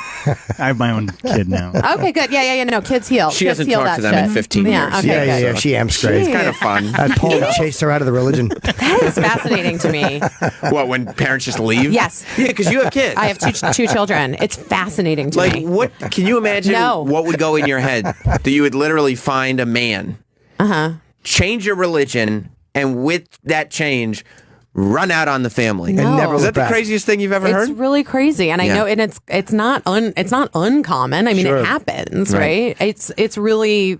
I understand. I mean, I do have days, I'm not going to lie, where I'm like, it'd be real nice to just like get an apartment and abandon my family forever. Away never from talk to all them. Of these people. Yeah. See, you may not understand, but I'm telling you, another 30 seconds of that poem, you'll get it. No, but like things, everything's tough in life that's worth having. Yeah, there are generally rewards as well. Right, there are rewards too. There's positive moments. Yeah, my kid has been sick for a month. Like, why? Because she got hand, foot, and mouth disease. What is it? Which is a virus. It just sounds worse than it is. It's a virus. Is that what like animals get? No. That's hoof and mouth. That's hoof and mouth. Yeah, you're right. It is hoof and mouth. No, it's a virus where they get like a rash on their hands, on their feet, and then they get horrible like sores in their mouth, and it's really painful. They can't eat. They can't talk. It's horrible. Terrible. Like shingles in the mouth? Exactly. But for kids, and only kids get it. Oh, look, here, it's pulling up. So don't do the images. Ew. That's what your kids look like? Oh, yeah. No. She had it, and then that rolled right into pneumonia. because her like immune system was weakened. Oh, it goes down. And then she got pneumonia. So it's been tough in my house. It's terrible. It is terrible. How old is she? My older daughter's 8. The baby got hand, foot, and mouth, but then she did not get the pneumonia, thank God. So she's better and she's fine. So she's staying home with pneumonia. Right. And so she hasn't been to school, so she hasn't seen her friends, so she's bored. So, there's only so much television that you can like have a child watch. Yeah. Before they're like, I can't watch anymore. Yeah. And you can't take them out. It's been tough. You know what could be good? What do you give someone for hand, foot, and mouth disease? Nothing. Soup. Soup. It is. It's soup and Soup. and Tylenol. That's it. Oh, you can't. There's no cure. There's no, because it's just a virus, so you can't. There's no antibiotic. You give them yes soup. You give them yes soup. And generally it cures pneumonia. No, don't say that. okay. I think we would get in trouble for saying that. Yeah. Why? But it hasn't been proven that it doesn't cure pneumonia. mean, we don't know for sure that it won't cure pneumonia. We don't know that for sure. We don't know. It may. We don't know much. It makes you the feel three better. Of us. I love soup. Right, exactly. That's the point. Yeah. That's the point. You'll be happier. Yeah. Is the thing. I'm always happy when I have soup. What are you going to do in 2017? Because the well yes movement is like you're saying yes to Small things. small things, so it's actually achievable, right? I'm going to say yes to more me time. Okay. I'm not gonna say So yes you to are the gonna abandon your apartment. I'm not family. gonna say yes Oh. to the apartment. Okay. I'm gonna say yes to just some more me time. Okay. Like how much more? I mean, I get a lot. I'm not gonna lie. I'm basically an out of work actress with a full time nanny. So Yeah. So I'm all right. What's the last audition you did that you didn't get? Oh, I just did one. It's for It's amazing that you a still have new to audition. movie. Yeah, I know. With it depends what it is, but a movie, The Rock, a movie with The Rock, and that I didn't get, but because they decided they wanted to like offer it to names, which is annoying when they make you go in and audition, and then they're like, and we're just gonna, try Sienna Miller and see if that works out, whatever. Right, I don't know totally. if she's the one that got But the just offer, a but name, I'm yeah. just a name, and that's frustrating because you spend time and. Plus, you don't get to hang out with The Rock. I would love to hang out with The Rock. He's the I hear fucking he's man. delightful. Yeah. Everyone loves him. Yeah. And I wish that he were going to be our president. Have you seen Vice Principals? I have not. I saw the pilot. It was great. Yeah. I went on a Vice Principals binge You actually did? like last night. Yeah. Oh, really? Yeah, it's Did you such watch a them funny all? show. Not all of them yet. Okay. Thank God. I still have a couple left. Yeah. But I went through like a good 5 or 6 Yeah. yesterday. The show's nuts. Yeah. You know what's so good about that show? They use language Yeah. well. They just use a ton of filthy language, and it's as funny as cursing can be. Yeah, it really is. I think that's Jody Hill's influence. He likes to like go hard at it. Yeah. Those guys kind of like run directly at the thing that makes everyone else really uncomfortable, and then they just punch it in the face, and then. So you wish The Rock was president, and not Trump? You don't like Trump? No, I don't. You like The Rock, though? Would you vote for The Rock? No, probably not. But but I'm just saying, if the choice is between The Rock and Trump, I would choose The Rock. You would? Yeah. I probably would, too. But that's mainly because of his wrestling career. Still, I would make the decision. So are you bummed that Trump then is officially going in? He got all the electoral votes. Yeah, but I knew that was going to happen. Of I didn't course. think that wasn't going to happen. Right. You were we were watching protesters shout shame at the electors. I mean, this Earlier is the this process morning. that our country has. You right know, now, yeah. that's what it is. I'm just happy they weren't yelling shame at me anymore. Do they when you walk down the street? Yes, they do. Why did they yell shame at you? I don't know. They Google him. I assumed it was obvious. They just yell it. I don't know why. Oh man. So All right, you're guys. are you a part of Jenny Mollen's I am. show? You are, right? You know Jenny. I do know Yeah, Jenny. You guys are friends, Yeah, right? we talked about you last time. Yeah. Because you're in her book but not named, right? She gives me a pseudonym in her book. Right. Yeah. But then she told me in the interview that it was you. Yeah, but I tell people that it's me. Right, Yeah. right. So it's weird. She Wha- could have just, but she changed things about me in the book. It is like a little bit of an amalgamation of like two people, but it's mostly me. Because you went to high school with her, right? We went to high school together. We were basically high school. She was my high school nemesis. So you know Jenny Mollen is Jason Biggs' wife. And they have a show right over here. Right. She's hilarious, and she's got a couple books out now, Yeah. and she's doing really Her well. books are incredible. But before she was writing, she wanted to be an actress. What did she write about? Her life, stories, yeah. yeah, Okay. yeah, like But it's nonfiction. funny essays Okay. about Yeah. her life. She's wild, like she's a wild person, Yeah. and wickedly funny, and she just has a really unique like take on the world. And She's really fun. She's really fun. But we went to high school together in Scottsdale, Arizona, and we were both in the theater department. We both wanted to be actresses, And then you and started getting a ton of work. Uh-huh. And she was like, I hate her. bummed. I think she was bummed. Well, I hated her in high school, so then she was able to hate me in our late teens, early 20s, and now we're like very good friends. You are? Yeah. How did you feel about the way you were kind of portrayed in the book? I like adore her so much, and our relationship has always been kind of evolving. We've known each other, I mean, Jesus, like 25 years or almost 30 years, maybe. Is that right? Jeez. And we're so old. Why did we get so old all I don't of a know. sudden? But I'm actually impressed. Like, the more like I was watching your interviews and stuff, and you talk about the people you hang out with, like, there's not that many people, at least that don't talk about it publicly, that are able to maintain friendships with people that are also in the industry. You know what I mean? Oh, like, yeah. Like, there's only a few, I feel well, like. I'm not a jealous person. And is that what you think it is Yeah. at the end of the day? Yeah. I don't care. Like I literally want all of my friends to do so well and be successful and have everything that they want in their lives. Like genuinely, if I were up for a part against one of my friends and they got it, I would be like, well, I guess that's their part. That's exciting. Have you know what I always mean? been that way, or did you get No, there? no. I got there. I wasn't when I was in my early 20s. Like when I was in my late teens, my early 20s, I was very competitive and Yeah. like, why not me? And why am I not this? And whatever. And then I had kids, and I realized, like, look, we all have our own journeys in life, and Right. and also my career has been fucking great. Yeah. You know what I mean? Like I've been involved in all these really cool things with great people, and When whatever. something like drops off, another thing picks up, and totally. There's always when there's a door, there's a window, or something. Whatever that you thing know? Part of the Yes. problem, though, part of the problem when you're dealing with people who are not in the business is just the stupid questions Right. about the business. Right. Oh, it's the worst. What do you mean? Right. Just well, Like I tried to date a doctor once, and that was a bummer. Why? Because he was like, I was like, oh, I have to go test for a show, and he's like, what does that mean? I'm like, I can't walk you through this, buddy. Right. Yeah, but a I don't doctor, have though- time for this. Because it's not like you're asking him the ins and outs of No, I surgery don't- or whatever. yeah. Like, who cares? Yeah, but how many times did you go like, "What's this?" Like, if you're dating a doctor, you deal with that all the time too. You got to ask Diagnosing you? Yeah, the medical questions you ask them. That's got to be training for a doctor too. Yeah, I was. See, I'm not that interested in other people, so no, Right. I'm kidding. It becomes easy. It's easy. Yeah. You just don't ask any questions. Well, you're just going to work. Yeah. Doing what you do. Yeah. So, but I love Jenny, and so then when she was able to sell her show or the show based on her first book, Yeah. and she told me about it like a year ago, I was like, well, wait, should I play your sister? She's like, would you? Just offering yourself Yes, for like, I yes, should do this. Yeah. She's like, yeah, that would be amazing. So we had the most fun. Like it was the best 3 weeks doing that show. That's awesome. Yeah. And it's on, they are streaming at abc.com, right? Yeah, it's abc.com or ABCD, I guess is what it's digital. Oh, I see. ABC. I see. Digital. Okay. Yeah, it's on now, and Vice Principals people can watch, and Isn't it amazing too that everything just lives like Vice Principals? Yeah.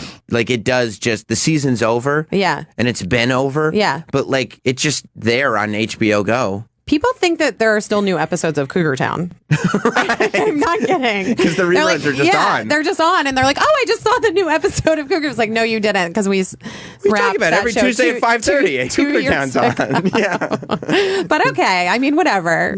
Do you have one that like has become the thing that you get recognized for most, or is it just like different White audiences? Chicks. Is it White Chicks? Yeah, it really is. That's the It's one. really White Chicks. That's really funny. After all this All and of the it. hours Yeah. and all the episode after episode, they're like, White Chicks? White Chicks. Yeah. You're like, White yeah. Chicks. It happened in Soul Cycle yesterday. Here. This guy's like, do I know you? Oh, no, White Chicks. I'm like, yep, that's If me. someone says, "Do I know you?" Do you say I'm an actress, or do you go like, if someone says that to me, I'll be like, "Yeah, I shop here a lot." Whatever it is. You want to avoid the thing. I've been burned both ways. Like, there's no right answer, Jim. If you say, like, oh, I just shopped here a lot, and then they realize how they know you, they think you're a jerk. Yeah. Like, they're like, oh, by the way, I remembered it's from Cougar Town. Thanks. You could always say, "Hey, look, I don't know if you watch TV. Right, I don't. right, right, I'm right, sorry, I don't make that assumption." And then I've had it. This happened to me at Coachella last year. This guy was like, clearly drunk, and he was like, "I know you." I'm like, okay, like not gonna give it up, right? Sure. Okay, yeah, hey, I don't know. No, I know you. How do I know you? My God, I know you. I'm like, okay, well, I'm an actress, so maybe that's it. And he's like, yeah, I know you because you're famous, right? And like walked away. I was like, fuck you, dude. What a bummer. Yeah. It was such a bummer. Yeah, there's no right answer. There's no right answer. No, because you'll go like, oh, do you listen to the radio? And they're like, no, that's not it. And you're like, well, no, I don't know. It's not me then. I wish I wasn't in this interaction right now. This has gotten really weird. Yeah, people are weird. I don't know. You can't win. But I'll tell you what you can do is eat soup. Well, yes. And you can have well, yes moments in the new year. And there's a well, yes movement, a hashtag well, yes moment. And you can put what your well, yes moments are. And they should just be like simple, easy things that you're going to do to make your life more awesome. Like drink water. Yes. Do you have a Go for a hashtag walk. well, yes moment, Jim? Yeah, what's your well, yes moment, Jim? Do you hate that poem Travis did?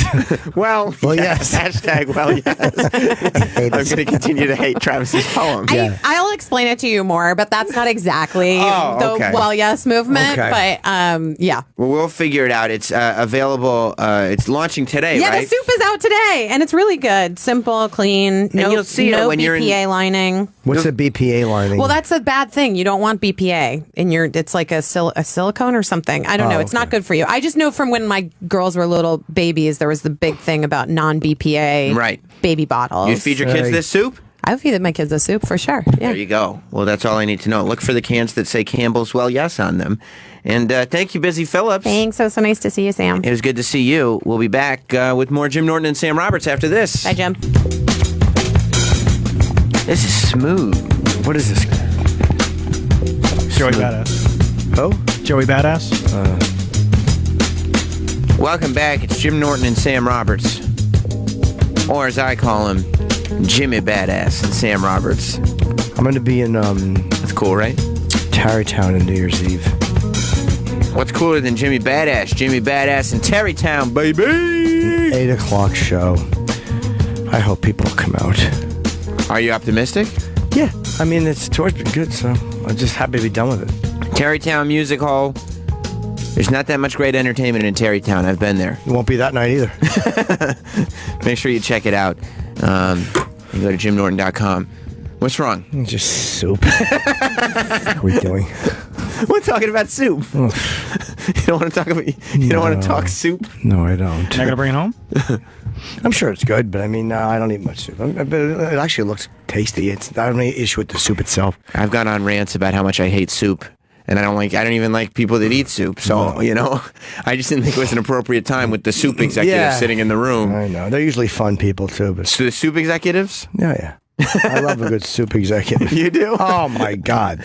Well, it's like when you want to talk industry with somebody, it's like, can we find somebody in the soup industry? Yeah, is there a soup executive we can chat with? That's why I didn't understand why they bothered with Busy Phillips. I'm like, just do the interviews yourself, guys. Yeah. We'll talk soups. She got too much going on.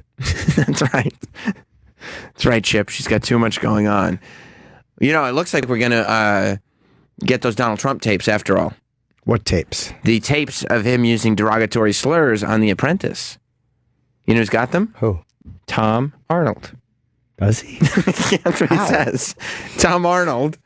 He was doing a radio interview, and he said he cannot stand President-elect Donald Trump. Well, then why hasn't he been releasing... Well, he hasn't done that yet, but he says, I have the outtakes, because obviously if anybody's going to end up with the outtakes of Celebrity Apprentice, it's the biggest celebrity of all, Tom Arnold. He says, I have the outtakes to The Apprentice where he says every bad thing ever, every offensive racial thing ever. I have that, is what he said. They asked him, why didn't you release it? And he said, when the people sent it to me, it was funny. Hundreds of people have seen these. It was sort of a Christmas video they put together. He wasn't going to be the president of the United States. It was him sitting in that chair, saying the N-word, saying the C-word, calling his son a retard, just being so mean to his own children, is what Tom Arnold said. He said he then got a call from Arnold Schwarzenegger's agent the Sunday before the election while sitting next to Hillary Clinton, asking him to release Trump's alleged recordings, but Apprentice producers backed down for being scared to death of Trump's people, is what Tom Arnold said. So, So Arnold, who's a friend of his, yes, his agents were trying to sink. Maybe they just didn't like him, but we're trying to sink Donald. There is a way to release these tapes, by the way. Just take a fucking iPhone. Here's the problem: is people want credit for releasing the tape. There's a way to release it, and truly anonymously. Of course, yeah. You could get it out there anonymously because the press doesn't. Even if you just. You're right. You use your iPhone, you get the video, you pass it off to somebody in the media, and the press is not supposed to reveal their sources. They're not going to reveal it. So you could do it, but I don't know that they exist. Do you think one of the reasons he hasn't released them is because he doesn't have them? That's well, impossible. the $5 million lawsuit might do it too. No, I think it's impossible. Tom Arnold's not going to lie. Yeah, I okay? agree. Tom, He's pretty honest. Well, I was joking. No, I'm actually thinking he's pretty honest. He doesn't have the him. tapes. I don't know about that. If Tom Arnold has the tapes, then a lot of people have the tapes. Like Tom, it's not like maybe it's the $5 million lawsuit. They're worried about a $5 million lawsuit. Yeah, but if they made it a year-end like thing and gave it to people, right? Then there's no lawsuit. It's yours. It's your property. Maybe they didn't make it. Maybe it was made by some fucking producer. Or something. Who knows how he got it? But even so, there's if that exists, right? And even if it's been seen by hundreds of people, he says hundreds of people have seen this thing. But Tom Arnold's the only one who is acknowledging its existence. I don't know. I'm not going to say he's lying yet. I've heard of the existence before. I've heard of them existing before.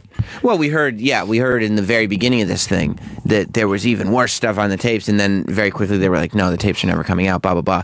But number one, I don't think that there's a tape that Tom Arnold has seen.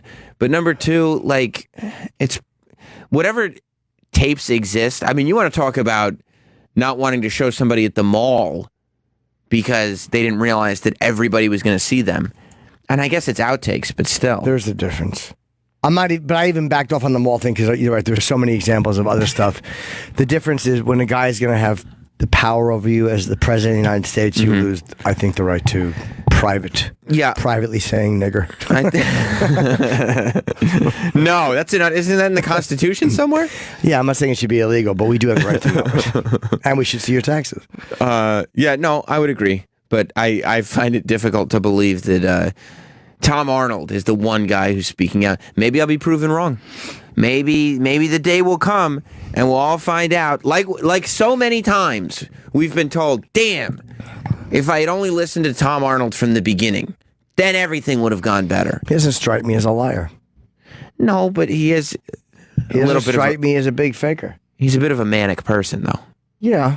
And I would say that based on the interactions that we've had, there is a possibility where he gets very emotional about things and just stuff starts pouring out of his mouth. Maybe he's seen it and doesn't have it. Who knows? He may have seen some takes. Maybe he remembers hearing it. I don't think that there's hundreds of people that have seen it either. Because if hundreds of people had seen it, a lot more people would know about it. What happened when remember we interviewed, what's his name from Community, the creator, Dan Harmon. You know, he puts the fucking, it's the same deal. He puts the voicemail on blast. He just kind of played it for people at this party, the Chevy Chase voicemail. He played it for people at the party. Somebody in the room, like you said, recorded it on their phone. That audio got out. We never found out where it came from. But when you play something like that for that many people, and even if he's saying, well, we didn't know he was going to be the president then, so it wasn't that big of a deal, it's still Donald Trump saying that stuff. Sure. Somebody is at least going to have the audio. Maybe they're not going to be able to get a video, but they'll get the audio. You may, but you may not. He may just go watch this, and you may think there's a $5 million lawsuit like with releasing it. Again, I can see why people wouldn't grab it. Maybe he's exaggerating about hundreds of people. Somebody would have emailed audio by now. I'm sure of it. If someone had it, yeah. I think so. I think that's the case. I still believe Tom Arnold. You do? Yep. Well, you're a Tom Arnold guy. I am. That's the thing. What do you think about Brock Lesnar? What about him? He's being, well, I mean... Oh, you mean the $250,000 fine? And suspension. Yeah, for a year. I knew that was coming, and it's a no contest with Mark Hunt. Yeah, I feel bad for Mark Hunt, but I mean, I don't know why they brought Brock back in anyway. I was kind of psyched to see him fight. I mean, I know, but I mean, I'm not... I would. He doesn't need to be in the UFC if he's going to be doping. He doesn't need to be there. Right. Yeah. So the UFC suspended him for a year, which is silly because he's not going to fight anybody. Well, I don't think the UFC suspended him. I think that they're he's suspended. I'm sorry. Yeah. The USADA. You forget that the drug enforcement agency and They the have UFC power. are two separate Oh, yeah. entities altogether. So he's suspended from mixed martial arts fighting for a year, which affects him zero because he's going to be professional wrestling anyway. It Do doesn't you think matter. wrestling will suspend him? Right now, probably not. No, they're okay with him doping. Well, here's the thing. I don't know much about those tests.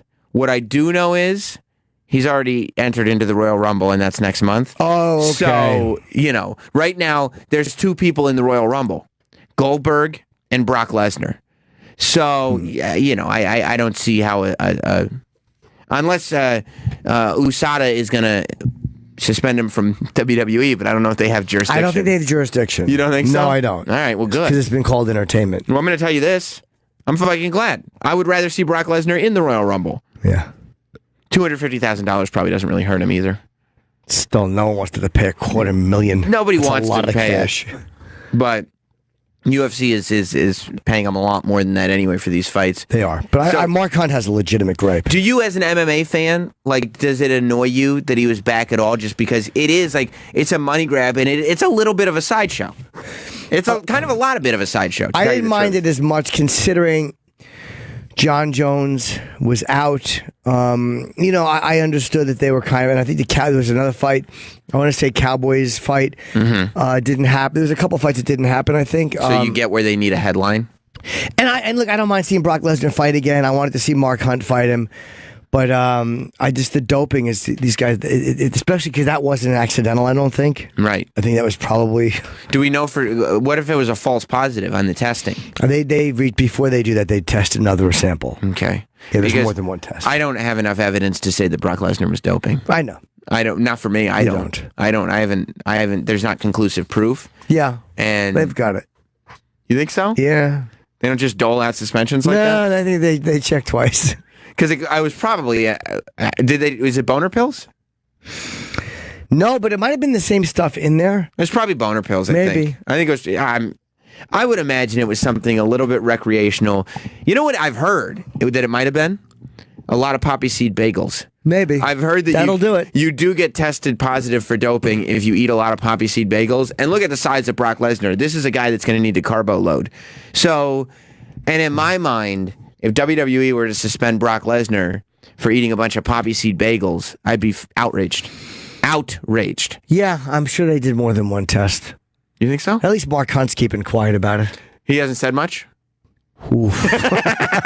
Is he none too pleased? What's Mark Hunt's opinion on the way the UFC handled this whole thing? He's just not happy. Well, he shouldn't be, right? Yeah, it's clomiphene. Is that in donuts or? I don't believe it is. Let me see. Where does it say clomiphene? In the bottom. Let's see. Clomiphene is the substance was clomiphene, an estrogen blocker that can remain in the system for.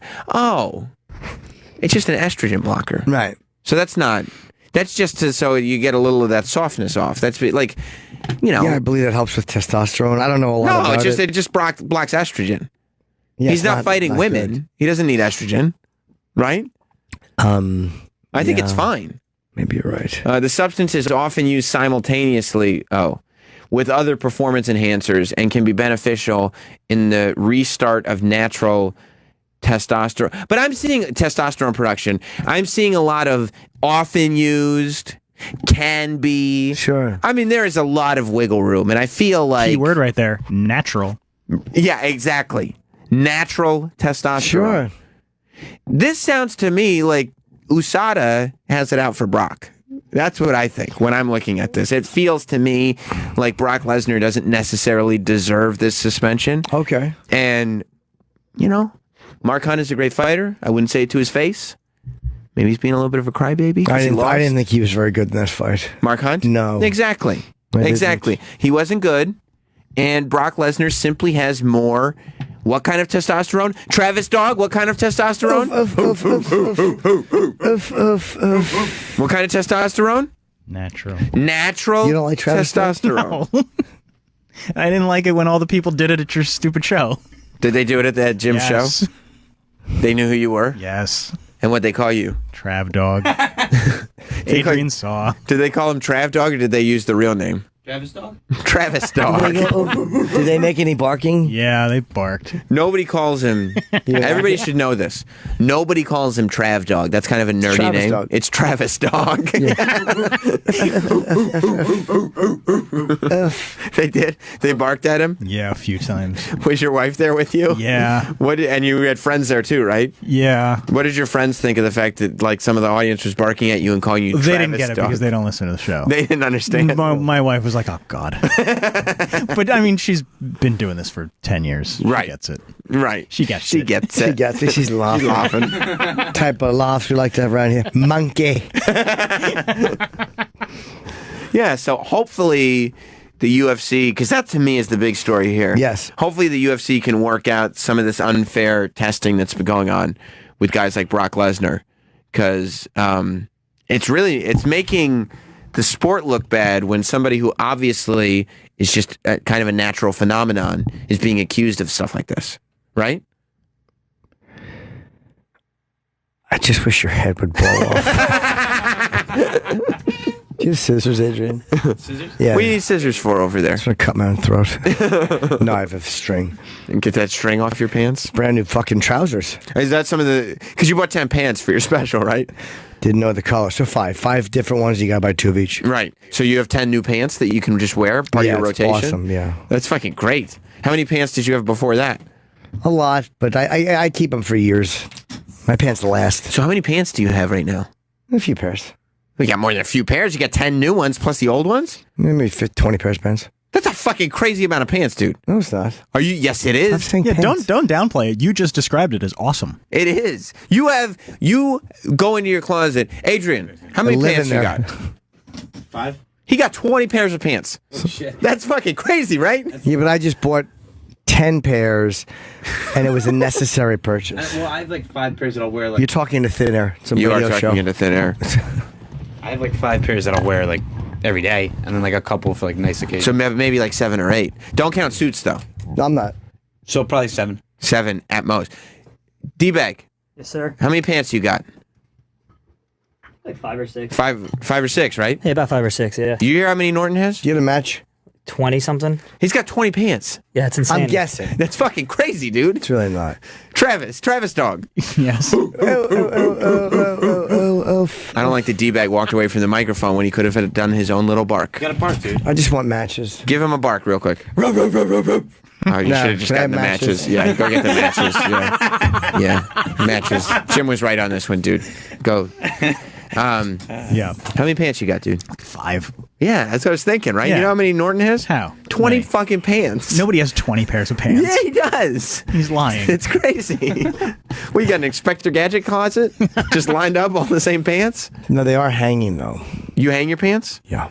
Even those? Those On are a like... hanger. Wow, you must have quite a bit of closet space. I do, actually. Let me I tell have you- to be in there all the time. Just chilling. You know where I got my pants? Drawer. Crazy, right? Drawer's fine. I use the drawer, but I use that for my underwear and other stuff. You do? How many underwears you got? I got lots. 12 pairs. You got more pants than underwears? Ace, first of all, don't pluralize underwear. And secondly, yes, I do. That's the fucking craziest thing I heard all day. Cool. What do you got more of, Adrian? Pants or underwear? Underwear by a mile. Right? Yeah. Definitely I got underwear. like 25 pairs. D-bag. Don't let him light himself on fire, dude. Don't let him. You know he's a Richard Pryor fan. He's having a rough day. He's having to deal with me all day. He's going to light himself on fire. Did you just burn your string off? You have to. This way it doesn't grab anything and get pulled off. You're thinking of ticks. I said, no, I'm talking to one. Dude. You know why? You set up your life in a way where you don't have to worry about loose threads. You know why? I just don't want my pants to be ruined. Dude, it's going to be ruined. You got 20 pants. Yeah, What I know. difference does it make if I your treat pants get them, ruined? I treat my stuff nicely. All 20 of them? Every one. You don't have one junk pair? I dry clean my pants. So I keep them for years. I have pants for years. What do you need 20 pairs of pants for years, though? You normally wouldn't. Right. And I give them to the poor people when I'm done. And they're in good The shape. have-nots, you mean? The have-nots, yes. But these, I just didn't know what color my stage was going to be. So I had to buy a bunch. And I had to see how it looked on camera. You have to look on camera because you don't want to wear black pants and a black shirt. I already wore a dark shirt my last special. Right. So you don't want to wear the exact same thing and then you blend into the background. You guys got to look. Travis dog, sorry. Yeah. You got a pair of junk pants? Yeah, of course. That's crazy. Those are the pants I wear when I do laundry. Right. How else am I going to go get the laundry? You got no junk pants, except sweatpants. I have plenty of junk pants. Yeah, I get plenty of junk pants. Good. You got to have junk pants. Yeah. Derek didn't answer the underwear question. I've got junk in the trunk. How many sick baby? Sick baby. You can ask him, Travis How dog. many pairs of underwear do you have? Men's. Yeah. Not your panty collection. We're not talking about his panties. Like 15? Sorry, I didn't get that. Yeah, Siri doesn't believe you. Ask him if he's got more underwear than pants. You have more underwear than pants? Yes. Good. That makes sense. That makes sense. You're in a crazy period in your life right now, dude. Yeah, I know. Me and my pants. This is gonna be known as the pants phase. Like it was, what was it? Who's the one that had the fucking the blue period? One of the painters. Picasso. Yeah. Yeah. This is the Jim Pants period. This is my pants period. You That's know, what they'll call your new special. Yeah. when you're 90 and you're getting interviewed, they're gonna be like, "What was your favorite period in your life?" And you're like, "There was a time in my life where I had more pants than underwear." Yeah, the pants was a really great time. I took a dip when I was all about socks. That was terrible. No, I like having Lots of pants. Yeah, I like to take care of my clothes. I take good care of my clothing. I got to figure out how to do that because I got suits now. I have a few suits too, but some of them don't fit. I lost weight, and some of them are just like I can't wear them anymore. You know what you got to get? Suit pants. I have some. You do? I wear them with suits. Oh, perfect. Perfect. I have no desire. I don't like them. Too wild. I'm rock and roll through and through. Yeah. You get them tailored? Have to. You got to, right? Because you got short legs? Yeah, and arms. Yeah. Yeah. Nothing worse than a fucking blazer where the sleeves are going to your like thumbs. It's fucking horrendous. Yeah. Every shirt I look at this long sleeve, I can't wear. Short arm. You're a roll up the sleeves kind of guy, huh? Or just have them tailored. They got to be taken in or taken out. Man, oh man. Well, look, I know things have just gotten hot here. Yes. But we're out of time. Oh, it's a shame. I know. Just as we were hitting mediocrity. Listen, you guys have got to see these pants in person.